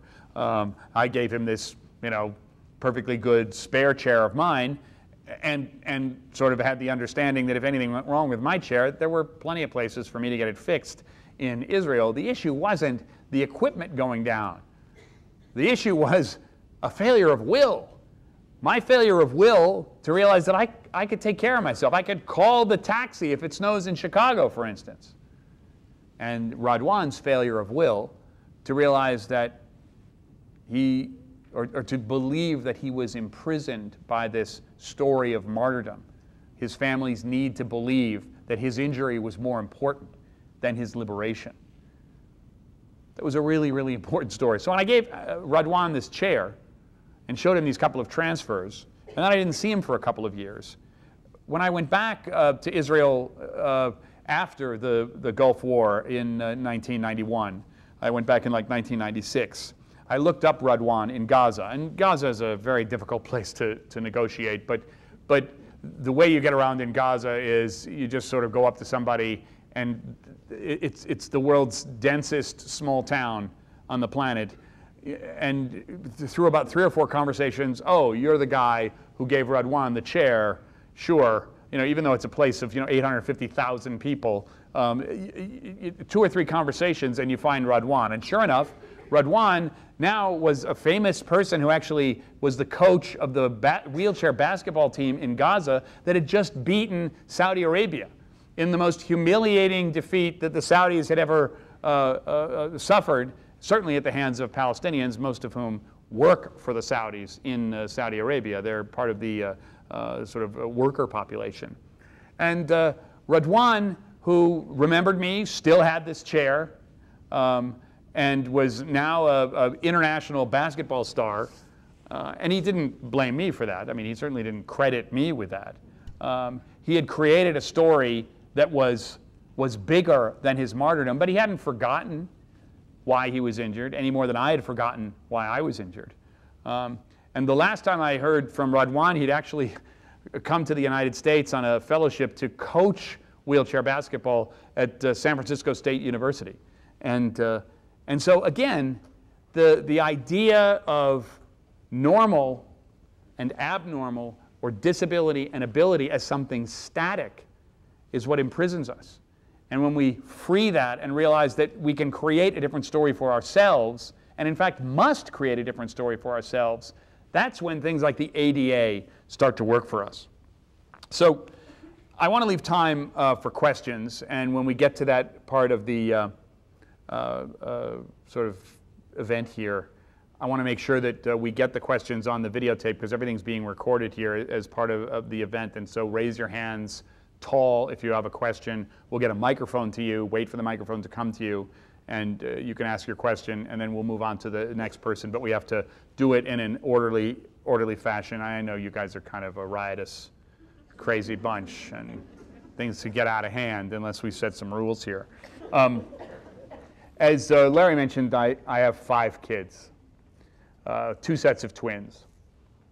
And when my oldest daughters, who are now 12, entered the world, I realized that for some period of time, I had gone from a family where one person walked, my wife, and the other person didn't walk. So it was kind of a, half and half kind of deal. It was sort of a stalemate, right? The wheelchairs didn't have more votes. The walkers didn't have more votes. Everything had to be negotiated. My wife and I were good at negotiating, so things were pretty peaceful. But all of a sudden, with our first set of twins, it was 3 people who didn't walk. One person who walked. Now, not that the twins could vote particularly, but I voted for them. And one of the things that my wife and I were concerned about as they entered the world was, what would be the result of growing up with a mom who walked and a father in a wheelchair? And certainly, very busybody members of my own family would ask questions like, how are you going to be able to pick up the babies? I mean, what are you going to do? And they would send me drawings of sort of fishing gear with plastic hooks or rehab equipment that, is kind of fun to look at, but probably fatal to actually try and use. Among the improvisations, of course, all parents improvise when they have kids. Among the improvisations that were instrumental in my parenting sort of growth was the overall and the onesie, which allows you to do the single-handed pickup. You just reach down, you just grab that little sucker, you just raise them right up. They look at you, you can turn them like that, plop them right down in your lap, ready to go, ready to rock and roll. Now do that in public, and people go, or they go, oh, isn't that adorable? But the reaction that you get depends on what people think of as normal. And so the joy that someone says, oh, that's how he does it, is a fabulous sort of impulse.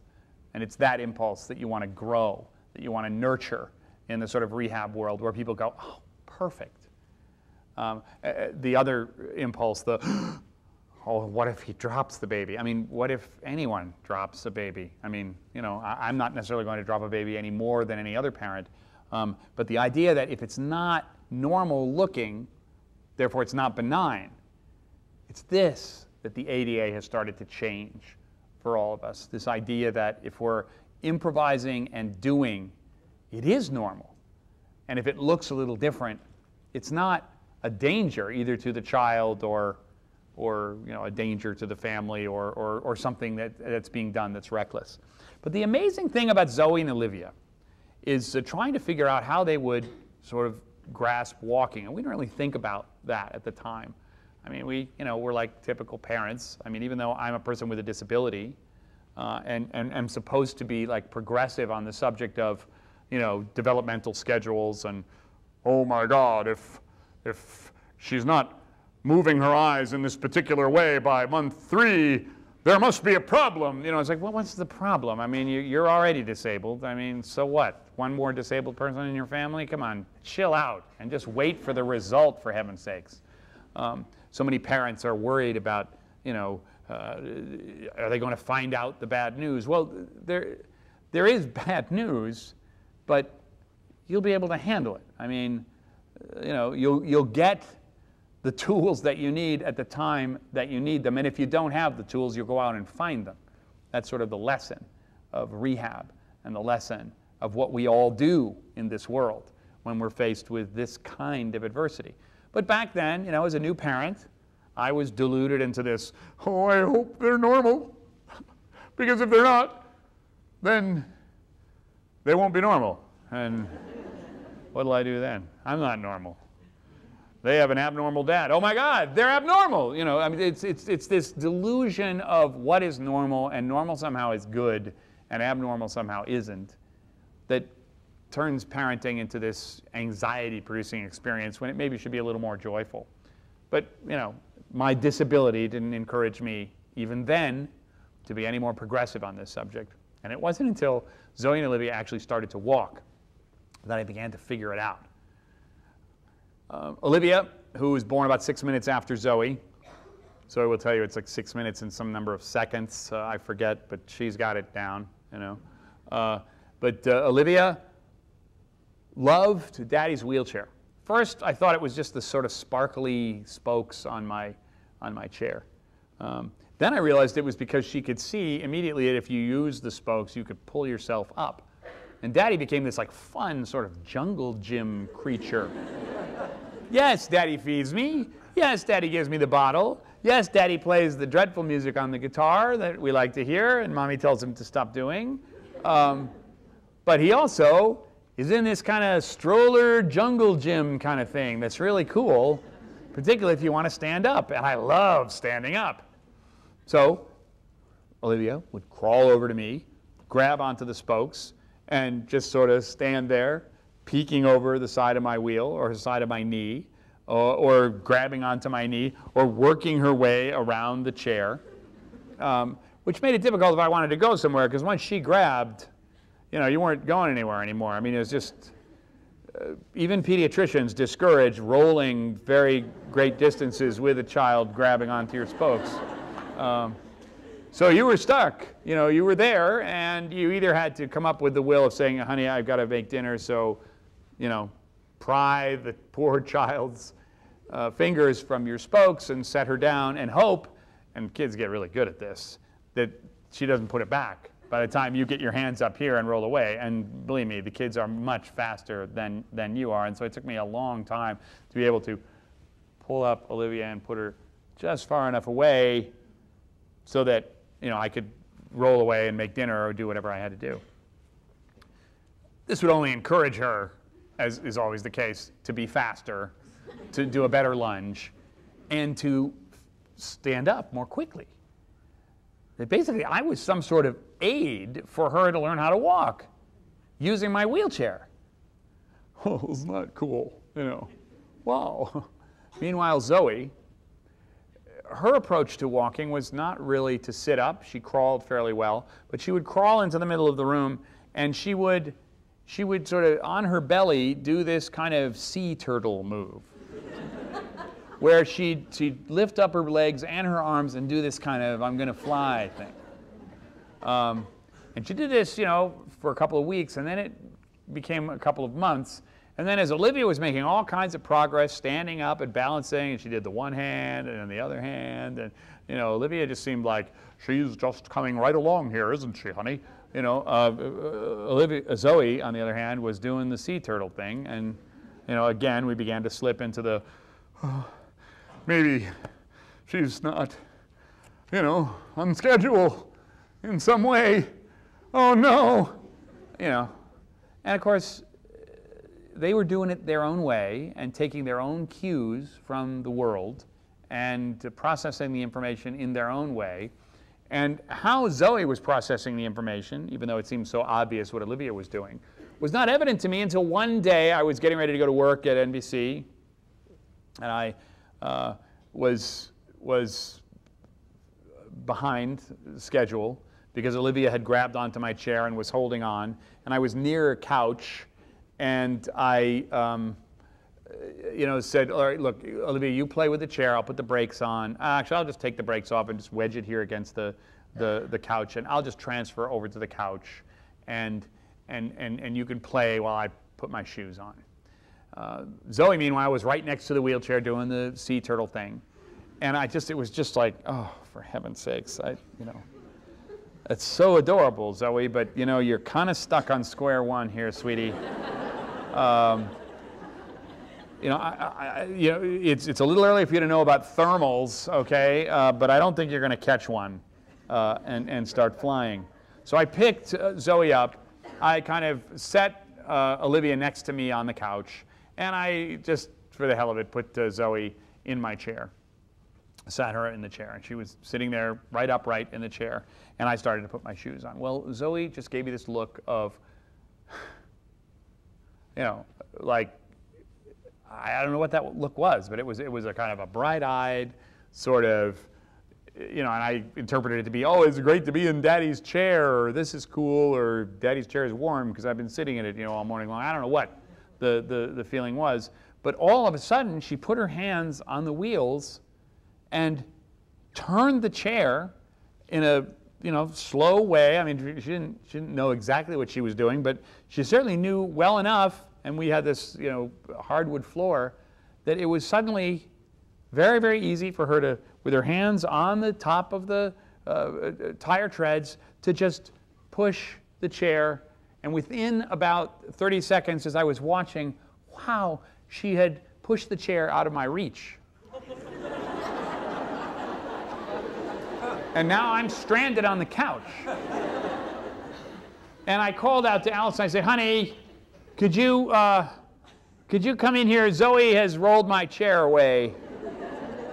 And Allison comes running in, not knowing what the heck was going on there. And sure enough, Zoe had rolled the chair about 10, 12 feet away from me and was just full of this joy on her face. Meanwhile, Olivia was sitting next to me on the couch, just like laughing hysterically. I didn't know what she was laughing at. Just the thought of seeing a Zoe in the chair that Daddy was always in. And of course, we then tried to figure out, does Zoe actually know how to operate the chair? And sure enough, she couldn't figure out how to turn very well, but she definitely knew that the chair was powered in this particular way, and she loved riding in the chair, and she learned immediately how to stand up so she could signal, I want to be in the chair, and she rode the chair around plenty. Within a couple of months, both of them were walking, and the lesson to the whole story was, here were these twins, born on the same day, in the same house, who, with two different parents, one who can walk and one who can't, have two different and utterly equivalent views of how you get around. I mean, Zoe didn't go, Daddy's abnormal, Mommy is normal, Daddy is abnormal. No. Zoe said, I don't know about you, Olivia, you can pull yourself up and do all that exhausting crap with your legs, but I'm waiting for a chair, I know. There's going to be a chair coming through the door one of these days. Mommy and Daddy are going to get it for me, and that's the way it is. Fine, if you want to do what that thing is that Mommy does. Looks pretty exhausting to me. Olivia, used Mom as a model. Zoe used Dad as a model. The idea that two kids would grow up, not with the idea of normal and abnormal, but with the idea of two different ways of getting around.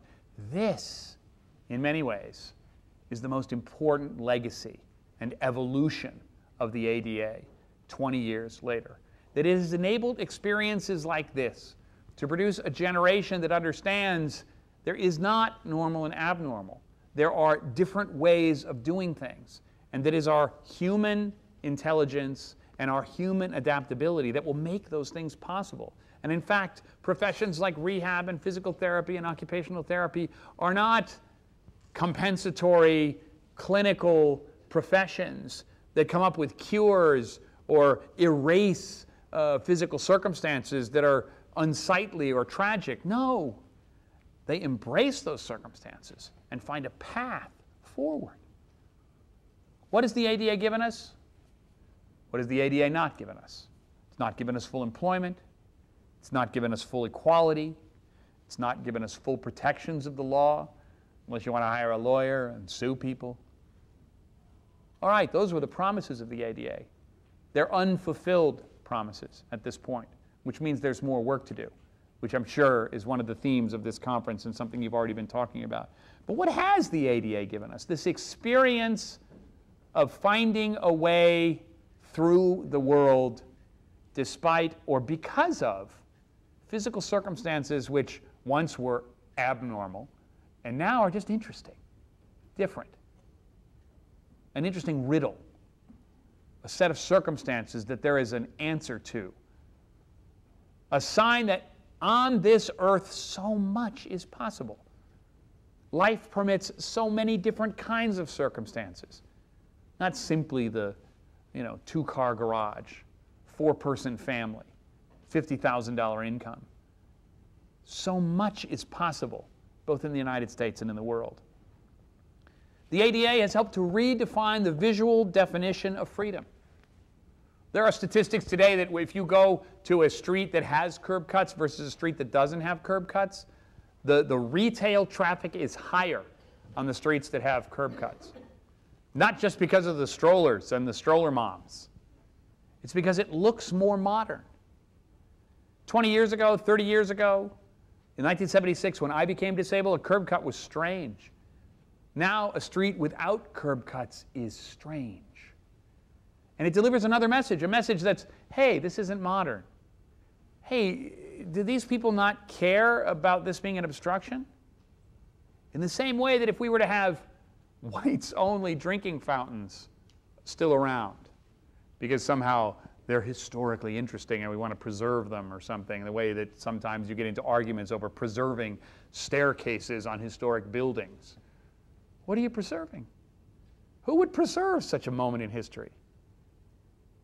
A whites-only drinking fountain in the 1940s was barely noticeable, except by people who were advocates for civil rights or by blacks who understood what it meant. Nowadays, every American would see such a thing as, what a horrible message that delivers. We are so beyond that moment historically.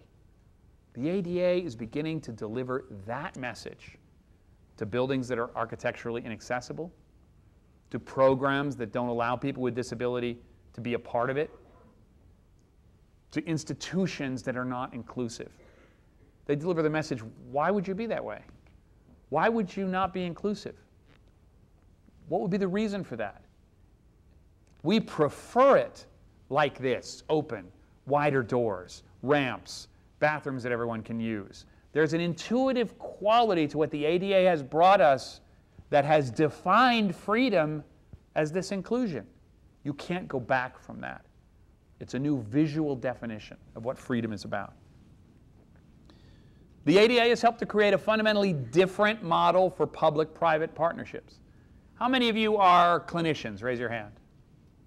How many of you are advocates? Raise your hands. All right, you think you're not advocates over there in PT? You are advocates.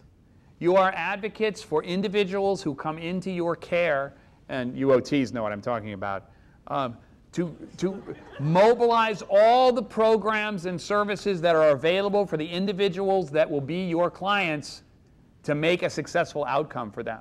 Some of those will be government programs, some of those will be private grants, some of those will be great families in the community who definitely want to contribute. It will be your responsibility as PTs, as OTs, as health admins to be advocates for negotiating these public-private programs, each of which has a piece of the action, but only you can put it all together and come up with a successful outcome for each individual who has different sorts of needs. Advocacy is a growth industry, even in this recession. And so all of you who are worried about the recession, these professions in this room are protected. Maybe the incomes aren't protected, but the professions are certainly protected. And hey, what do we call journalists today? Future unemployed of America, like future farmers of America, future unemployed of America. I mean, I come from a profession that really is dying. You are all in a profession not only that is growing, but that is creating itself, creating disciplines today that people will go into 20 years from today. What has the ADA given us? It's given us new technology. It's made my wheelchair even more awesome. It's created linguistic and human-machine interface technologies, some of which being developed now at the Media Lab that was mentioned earlier, that's gotten away from media technology and has moved into human-machine interface technology, advanced prosthetics, the use of software to develop sort of brain implant interfaces to allow people to communicate. The whole issue of TBI, traumatic brain injury, that so many of you will be dealing with for the next 20 years is going to be enabled by the technology that the ADA and that insistence upon inclusion makes possible. This technology is created by the ADA. But finally, I think the most important legacy of the ADA, for all the bathrooms and curb cuts and legal sorts of employment discrimination issues that the ADA has allowed people to overcome and to find a place in the world. The legacy of the ADA is probably most important in healthcare itself. Because the Americans with Disabilities Act, by suggesting that people will have long lives with their disabilities, and that it is normal to do so, and that those long lives are the result of collaborative relationships between OTs and clients and PTs and clients and hospital admins and clients and outpatient therapists and clients, has created the most needed model in healthcare today. As the federal government argues moronically over whether to have a public or private payer or a public option or a single payer or an insurance program or a subsidized program or a purely retail program, the model of sustained, managed, preventive-oriented care that has as its mission to have a long life for an individual who has needs that are continuing, that don't go away, that there's no cure for, but nevertheless are important. These relationships, these models are in this room. The entire healthcare industry can benefit from the expertise that you have, and if there is a legacy of the next 20 years of the ADA, it's to create these relationships as a model for sustained healthcare, sustained therapy, sustained sort of conscious healthcare strategies to make people's life the best quality it can be. How many of you take a drug on a daily basis in this room? Say a statin, a cholesterol drug, right? How many of you have a physical therapy treatment or some sort of service on a weekly or monthly basis in this room? How many people have huge problems getting insurance reimbursement for the service that they receive? Right, all the people who raise their hand. How many people have a problem with the prescription drugs? Much less. We allow chronic, sustained, continuing medical therapies as long as they're drugs. If they're services like PT and OT, we somehow have a problem with that. It's your mission, it's the legacy of the ADA to make sure that this model for sustained, collaborative healthcare migrates from the disability world way beyond to healthcare as a whole. And, finally, the ADA has as its legacy the creation of the idea that it is our world to create. It is not some law that will determine what the quality of life will be like for people with disabilities. It is your world to create. And that wasn't necessarily possible except as a hot shot back in the 1970s when I was a paraplegic. And it certainly wasn't possible for my friend Roger, who, had he survived, I have no doubt would have his own radio show today, one that would probably kick my radio show's butt. But it is the creation of those options and those opportunities and the idea that it is this world that we create with the backdrop of opportunity and normal as something we shun, but the possibilities of life and the surprises of life, the opportunities and insights of abnormal that the ADA allows us to embrace, to create as the grand human adventure. And as frustrating as some of the experiences you will have in healthcare and in dealing with people with disabilities and as caregivers will be, don't lose sight of the fact that you're a part of this grand American and global story of creating freedom where only abnormality existed before. Good luck to all of you. Thanks so much. So who has a question?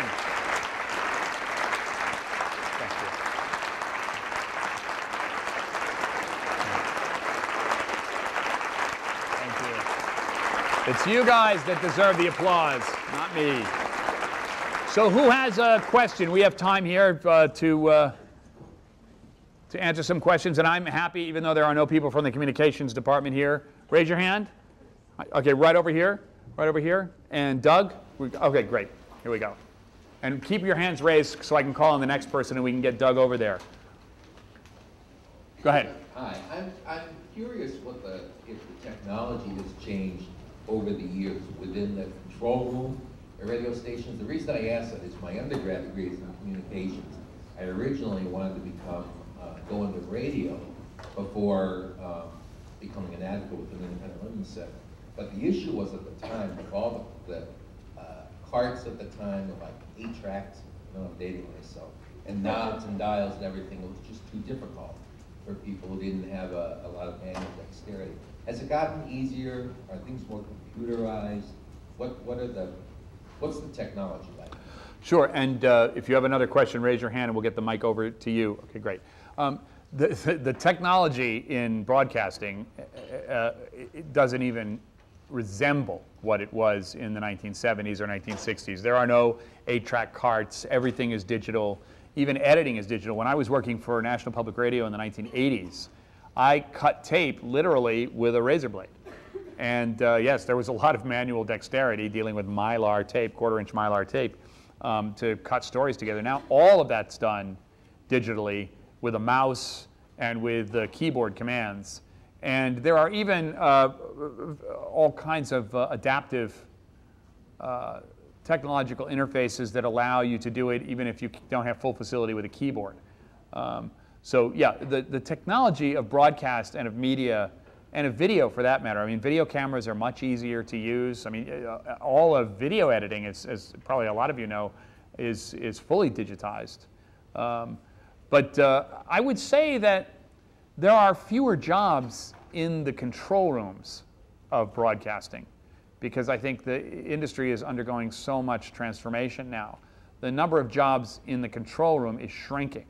But the number of jobs for people who can tell stories digitally using the new equipment that's out there, I think that is proliferating. Now, these aren't jobs that you're necessarily going to retire at an early age at, but I think it is easier now for someone, even with a disability, to come in and be a video reporter and create sort of text stories and audio stories and take pictures and put it all together, either in the form of a blog or as a contribution to something like Huffington Post or any of the aggregators that are out there, even Google News. Facebook is a great sort of aggregator of news. And so as a storyteller, you can do so much more today than you were able to 20, 30 years ago. The question really is, who's going to pay you for it? And I think that's true for a lot of professions. I mean, I think it's true for real estate agents also. But it's definitely true, even as the technology has improved, the number of jobs in the traditional institutions have declined. Although I will say that there are more people with disabilities working in journalism today than was ever the case. I mean, for virtually my entire profession, I've always been the only person in a wheelchair, unless they were bringing someone in to do some, sappy story about disability. Then, they'd be all over it. But, sort of progressive stories about legal advocacy, discrimination, those were very difficult stories to do. The more sentimental stories were easy, and that would be the only time you'd see anybody with a disability around a television station, in my experience. That is starting to change, though. Question right here? Yeah. I'm Katie, and my question is, I'm reading your book now, and it struck me after the accident, you seem to just adjust almost naturally to the new life that you were going to be living, and your sense of autonomy and resilience seems real high. In fact, I think in your book you mentioned that you felt like, thank God I was the one that this happened to and not your friend. The good thing it was you and not your friend. You felt like you were the better one to handle it, and you kind of just went on your life like nothing real big had happened, and there was no real change in your life.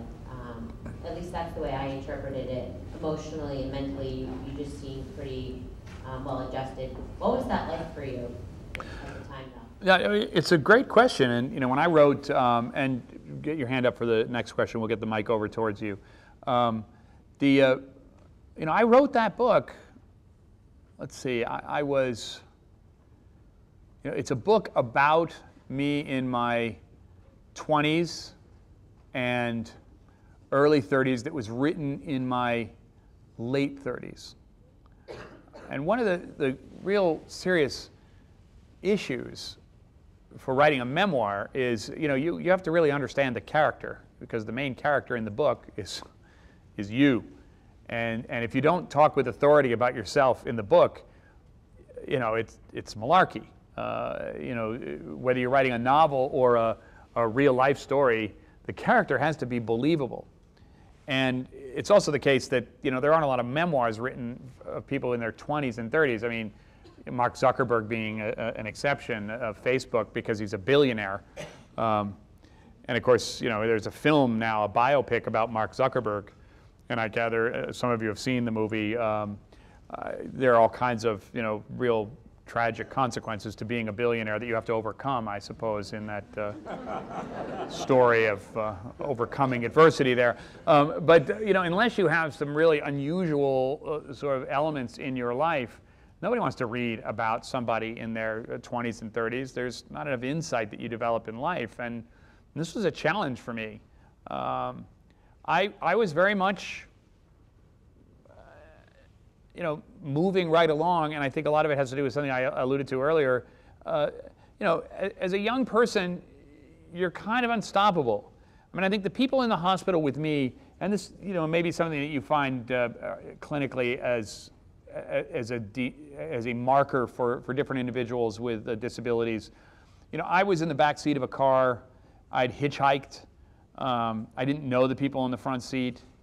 The driver of the car died. The passenger was severely injured but recovered. I was the most severely injured, non-fatality in the car. My roommate, not a scratch on him because he had all of the bags of laundry and sleeping bags in his lap, whereas I had the guitars in my lap. So my head snapped the steel reinforced neck of a guitar, and I was also on the wrong side of the car, so the roof of the car came down on my spine.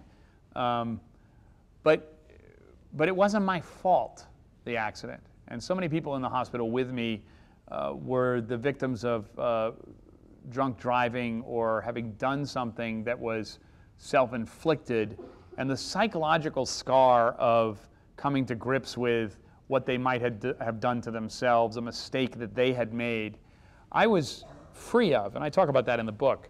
I think that partly explains why it was easy for me to go on. I mean, I wanted to get back to school. I was, very, very depressed over the fact that, I couldn't walk. I mean, I wasn't persistently depressed. I mean, I certainly didn't love the fact that I couldn't walk again. I embraced the challenge of learning how to get around without walking. It was an extreme bummer to have one's sort of sexual identity sort of interrupted in a fairly big way at age 19. And I get into some of that in the book. That has complexities associated with it. And I won't say that you just sort of like la-di-da about stuff like that. But I think there was a huge momentum associated with the fact that it wasn't my fault and that I just had a lot of enthusiasm as a young person to move forward, that sort of sitting around and dwelling on the emotional qualities of the accident itself didn't really occur to me. Now, I must say that once I had children, and particularly the second set of twins when they came along, some of these issues of what the hell happened, in my life did begin to emerge. And these are stories that remain to be told because they happened after Moving Violations was published.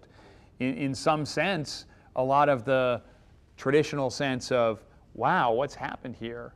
And the real sort of realization of this is permanent, comes 10, 20, 30 years into the event.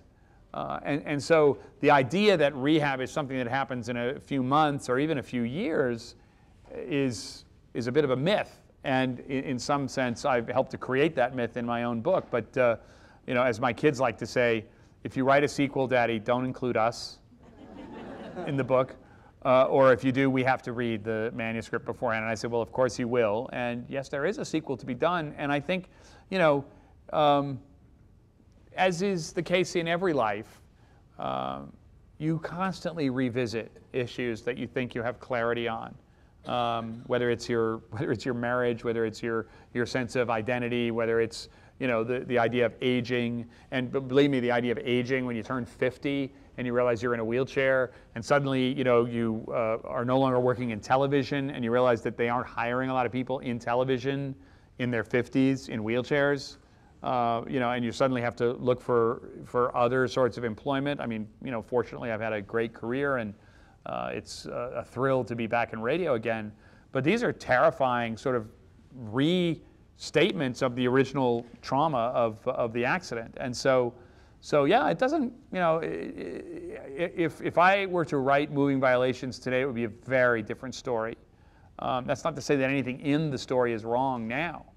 But the most amazing thing to me when I woke up in intensive care and a doctor told me that I would never walk again. I said, yeah, right. So how am I going to get around? Wheelchair. Okay, let me see a catalog. So I immediately started looking at the catalogs. Am I going to be able to drive? Yeah. Am I going to be able to have kids? Not clear back then. I had all sorts of straightforward questions. Can I use the public transit system in Chicago when I get back there? A lot of stairs I remember seeing. Oh, I won't be able to. The PTs were helpful there.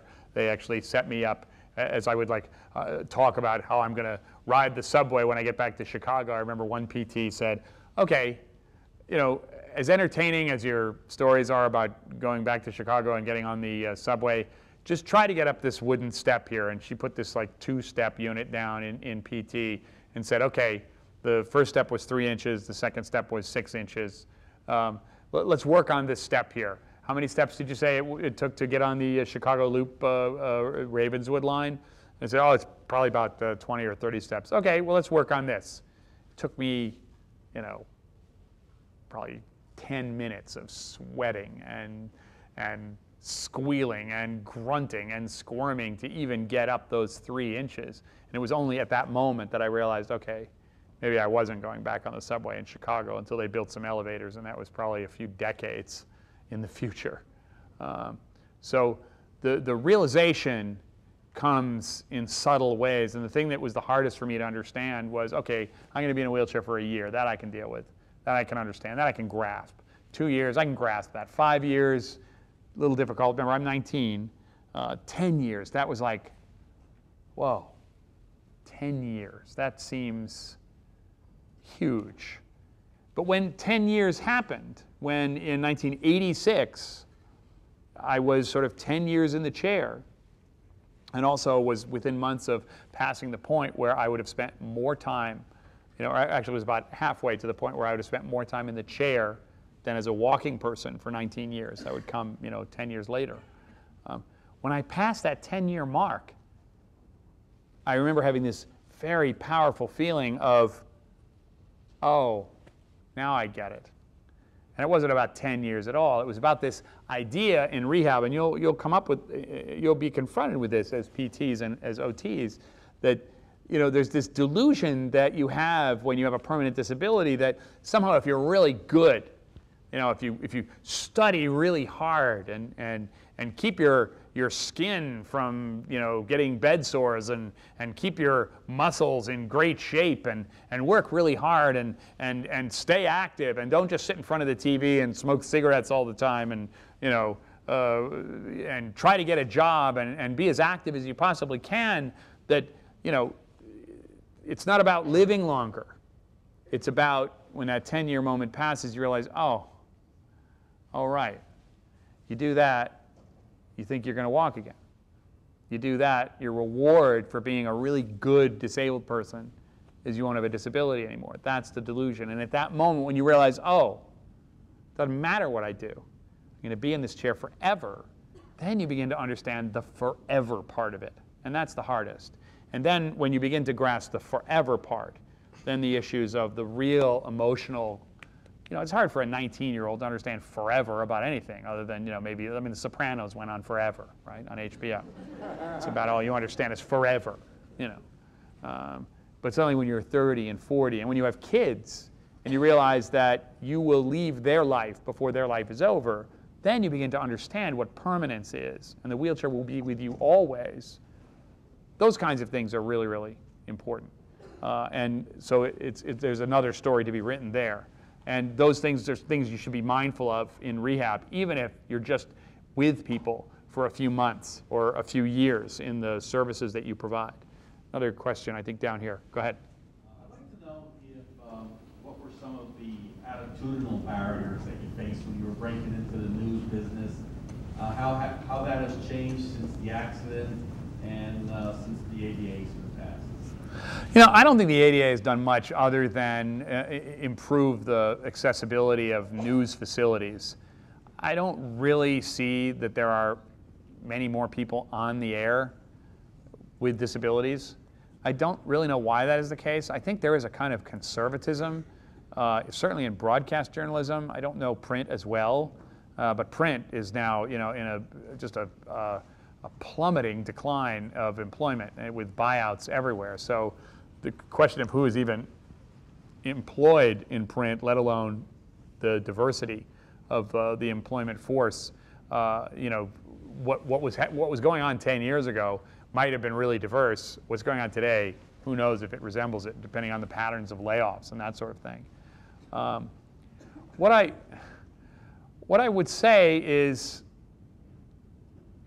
the only absolutely tangible change, I mean, when I wanted to go to the Middle East, I remember back in the 80s, and the only reason I got hired at NPR, if I'd had to go in and do an interview where I'd say, hi, I'd really like to be in journalism, and they would say, oh, wow, that's great.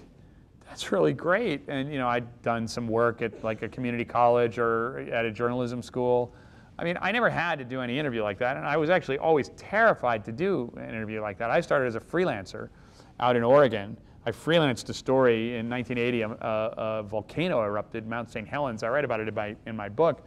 And I freelanced that story for a little public radio station where I worked for free. I was a volunteer, you know. And it was also out in Oregon, where attitudes about disability, I mean, in Chicago, attitudes about disability were, hey, you know, I hope the plows don't bury you, pal. Good luck, you know, don't die. You know, that was sort of Chicago's attitude. In Oregon, it was like, oh, wow, you're disabled.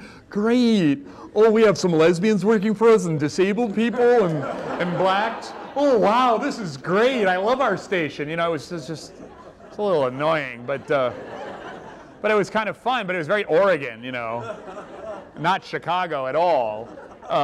But, you know, I rolled in the door and it was like, wow, we've been waiting for someone like you, you know, and you know, it's certainly not the case in New York, where it's just like, how are you going to handle the news conference, pal? You know, it's like, it was a great place to start in the business because there was this sense of inclusion just out of, I don't know, hippiedom or something. It was beautiful and it was valid and it had a humanitarian quality to it. It was very American, but it was also very West Coast.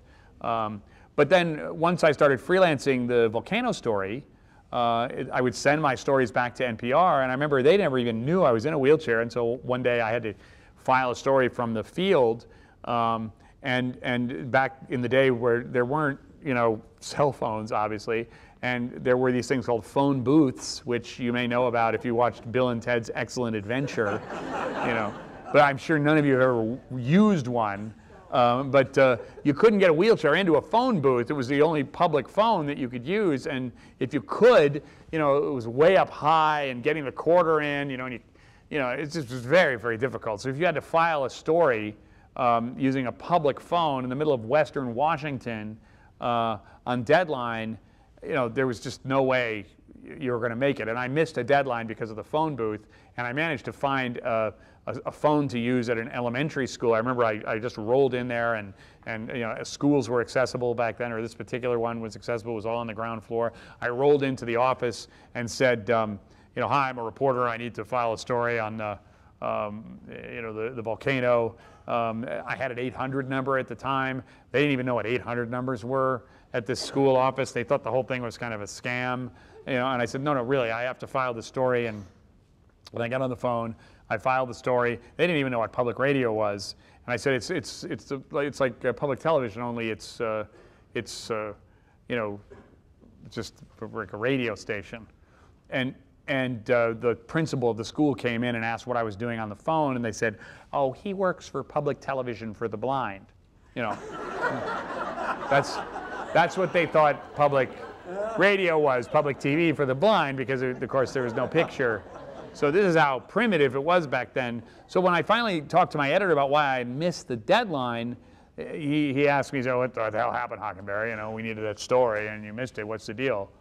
And I said, well, I couldn't get my wheelchair into the phone booth. It was really sort of tough, and I'd never mentioned this before, and I kind of took a breath and sort of said, uh-oh, here we go now. You know, it's the end of this job. I mean, I don't know what to do. I was like, it was a can of worms that was being opened. Nobody at the station particularly cared that I was in a wheelchair, but back in Washington, you know, who knows what they would think. And they said, okay, wheelchair, the phone booth, all right, don't let it happen again. Click, you know. And then, you know, the next couple of weeks, I would get these like calls from other people I knew at NPR who would say, you know, I heard the funniest story about you. You missed a deadline. You said you couldn't get your wheelchair into the phone booth. I love that. Was this a skiing accident? You know, and I say, no. I said, well, why are you in a wheelchair? I mean, that was so freaking funny. I just couldn't believe that. You know, I said, well, no, I'm always in a wheelchair. I just that's the deal. You know, and at that point, they couldn't say that being in a wheelchair affected my work at all because I'd done tons and tons of stories and reported from all these places, you know. And then it was like classic Washington, you know, everything is Washington. You get outside of Washington, they have no idea what's going on in the rest of the United States. And of course, I was out, you know, in Eugene, Oregon, about, 110 miles from Mount St. Helens. And, you know, this editor calls and says, so, you know, how do you get your wheelchair around that crater there at Mount St. Helens? You know, I say, well, we don't get anywhere near the volcanic crater, you know. But thanks for your concern, you know. But I think it was just having this, you know, fabulous accident of doing the job before anyone had to say, well, can you do the job? Which I think voc rehab counselors have this problem all the time. You're basically saying, I've got this really talented person, ... in a blank.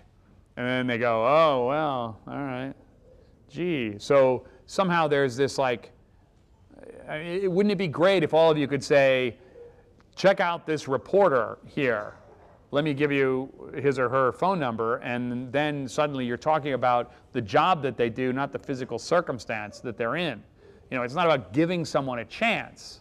In many ways, voc rehab has to strategically orient itself so that it can you know, find employment opportunities for people farther along in the experience chain, even though that's very, very difficult because what do you got? You got 70% unemployment for people with disabilities. That's unchanged in times of prosperity or times of recession in the United States. And it's a very, very difficult proposition. But for me, I don't think much has changed in on-air journalism. But I do think the one thing that has changed is the idea that if somebody goes into a public radio station outside of Oregon in a wheelchair and says they want to be a reporter, anybody who's ever listened to public radio knows that it's possible. You know, there's nothing impossible or outlandish about a person in a wheelchair being a reporter. The question is, will they make it to the station and have the opportunity to do the stories that then can be evaluated fairly? And I think it's still an uphill battle, even in my profession, even in my troubled profession. Another question. Doug? Did we find anyone? Okay, great. We got one more.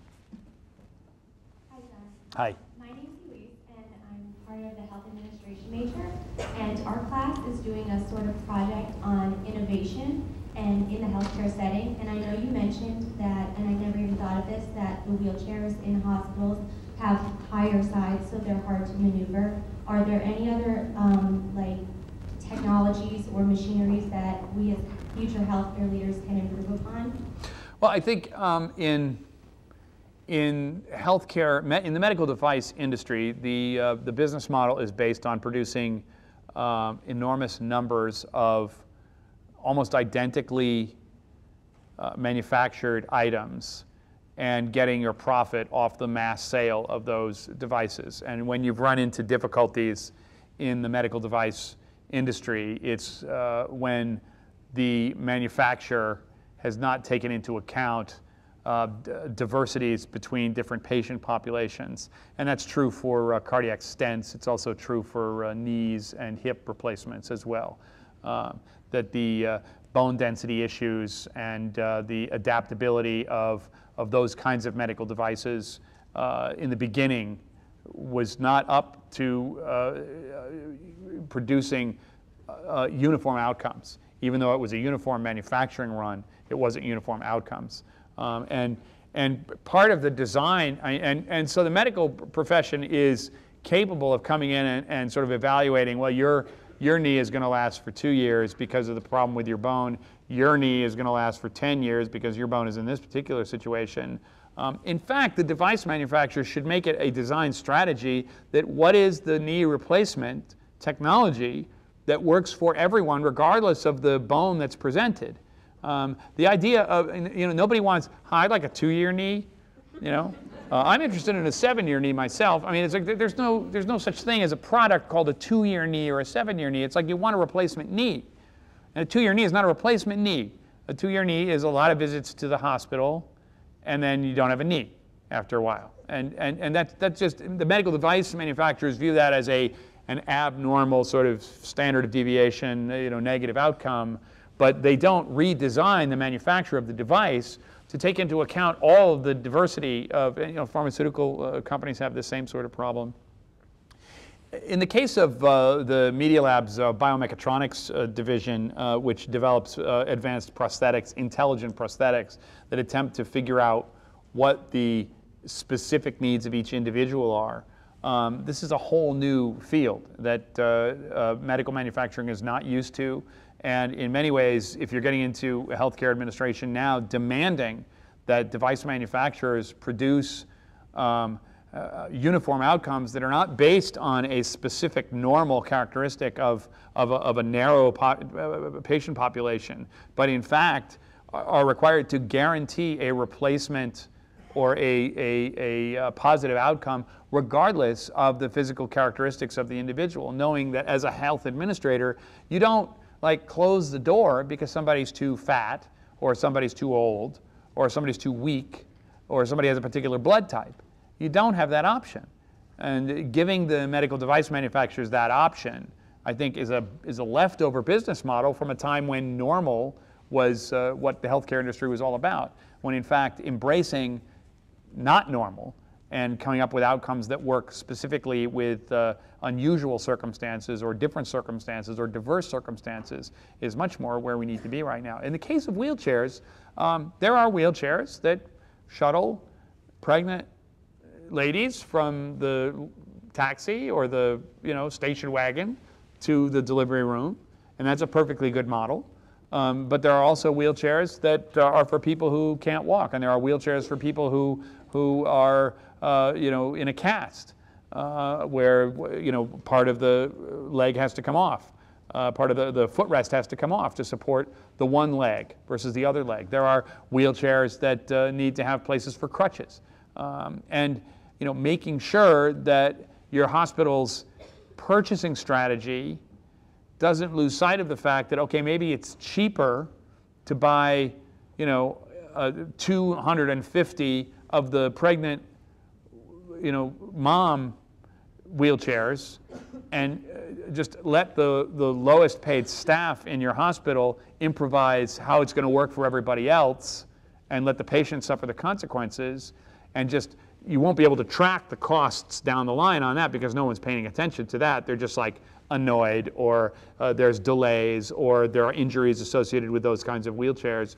Just make sure that your strategy going into it is to make sure that the products that you get anticipate the diversity of your population. In the same way that the emergency room, being the front end of the typical acute care hospital today, less typical, is designed for diversity.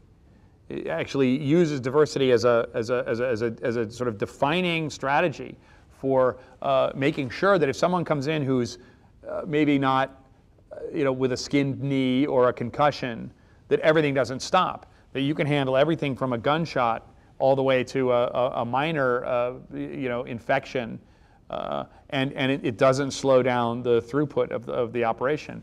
Healthcare really needs to deal with that, and I think disability and rehab and OT particularly is all about extreme disability or extreme diversity in patient income input populations and extreme diversity in output expectations and outcomes. And the industry is trying to enforce as narrow as possible input definition and as narrow as possible output definition so that you can reduce the amount of cost, when in fact the cost savings associated with maintaining over a long term a collaborative relationship between an OT and an individual with a permanent disability to maintain their health so that they don't get into crisis down the line, no different from dealing with diabetics than it is for dealing with physical disabilities, for dealing with traumatic brain injuries. These kinds of strategic questions about diversity of population, whether we're talking about medical devices or just therapeutic strategies, are huge cost savings. And I think it's the sort of innovative space for healthcare going forward. And people involved in disability have been there for years, and in many ways are the real resource of how to implement that and scale it across an institution. Doug, we got a mic? One more place? I just have one more thing to say. I just want to thank you on behalf. I'm an OT educator, and we have quite a few OTs in the audience. It's not often we get to hear someone from outside the field who has such a great understanding of what an OT is all about. And I just want to say thank you very much. OTs rule.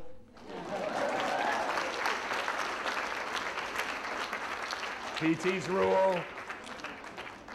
Thanks so much. It's been great being with all of you. Have a great, great event, and it's certainly been a terrific day spent with you.